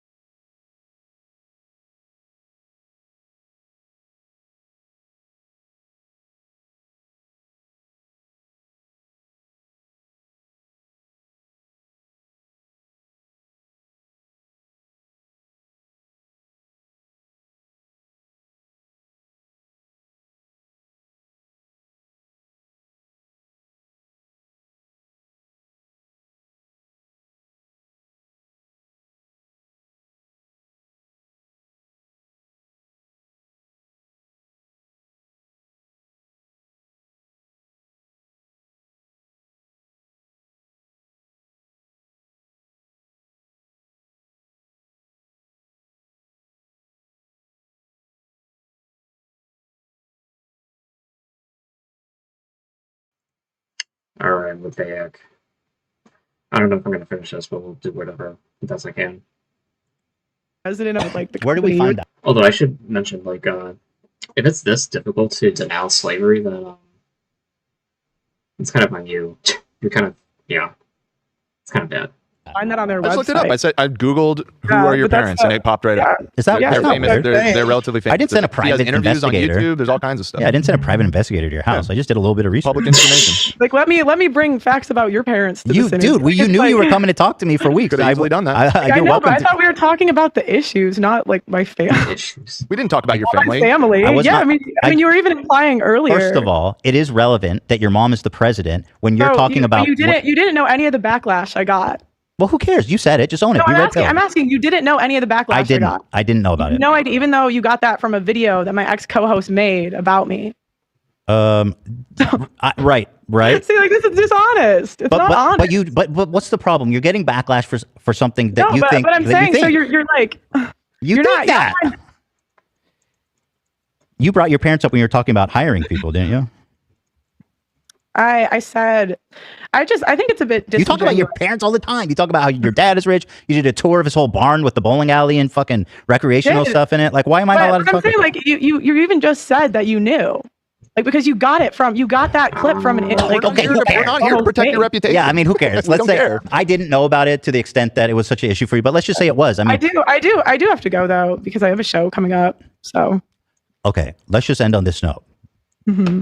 Slavery was embellished because some masters had good relationships with their masters. Some slaves had good relationships with their masters. All right. But don't you see how easy it is to just say, I don't think it was embellished?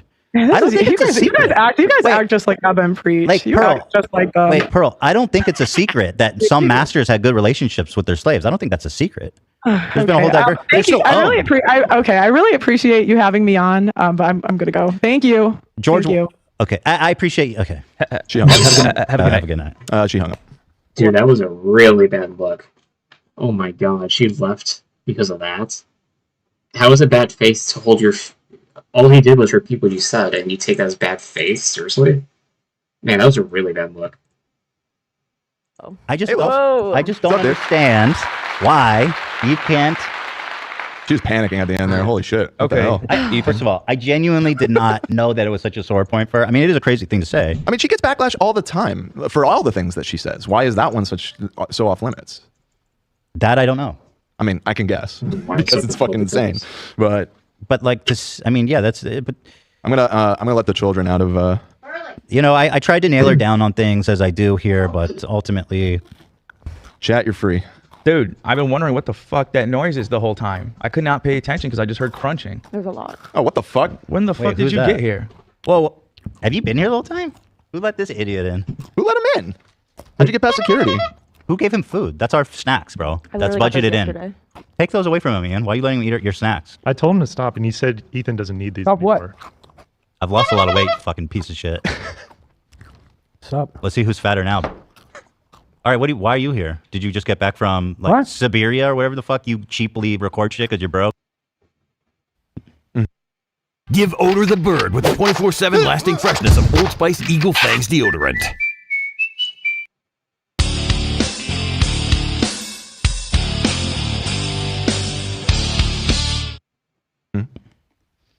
I don't understand why these people don't come at least a little prepared. That's a very good question. I genuinely thought that she would be more prepared. Like from the content that we've watched of hers. Sure, I'm gonna exit out of this game now. Hold on.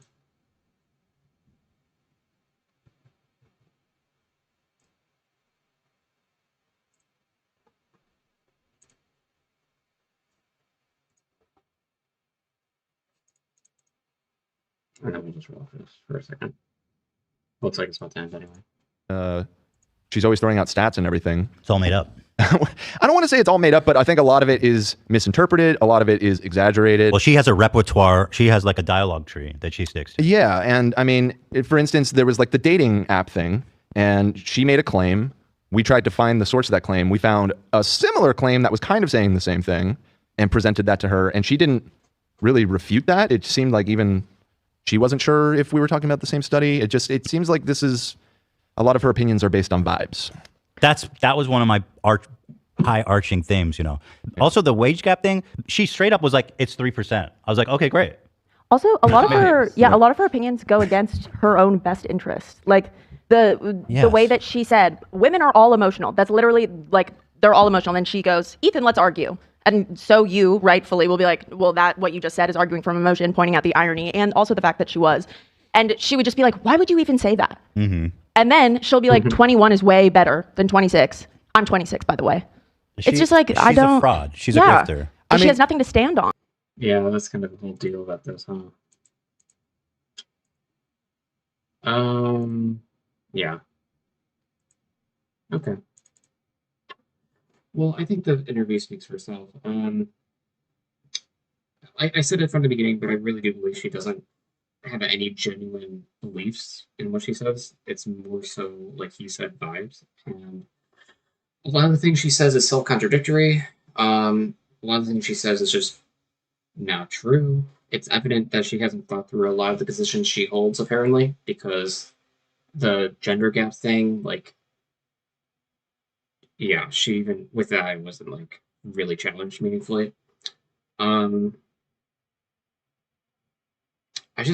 don't know. It's like, there wasn't, like, much to it, you know? That, like, we didn't already, like, she doesn't believe what she says. And that's kind of like the whole deal, right?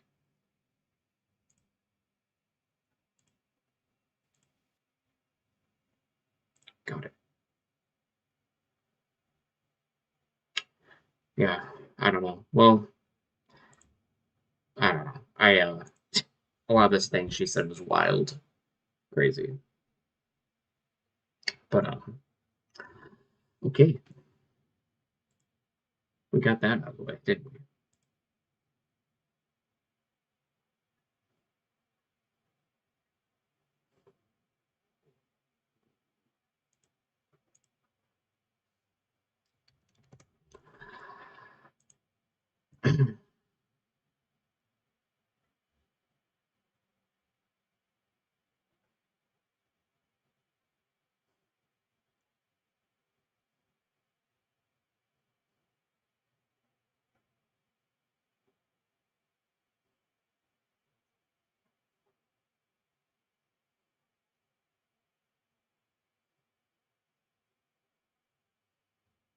Okay, well, I think we can just wrap it up then, huh?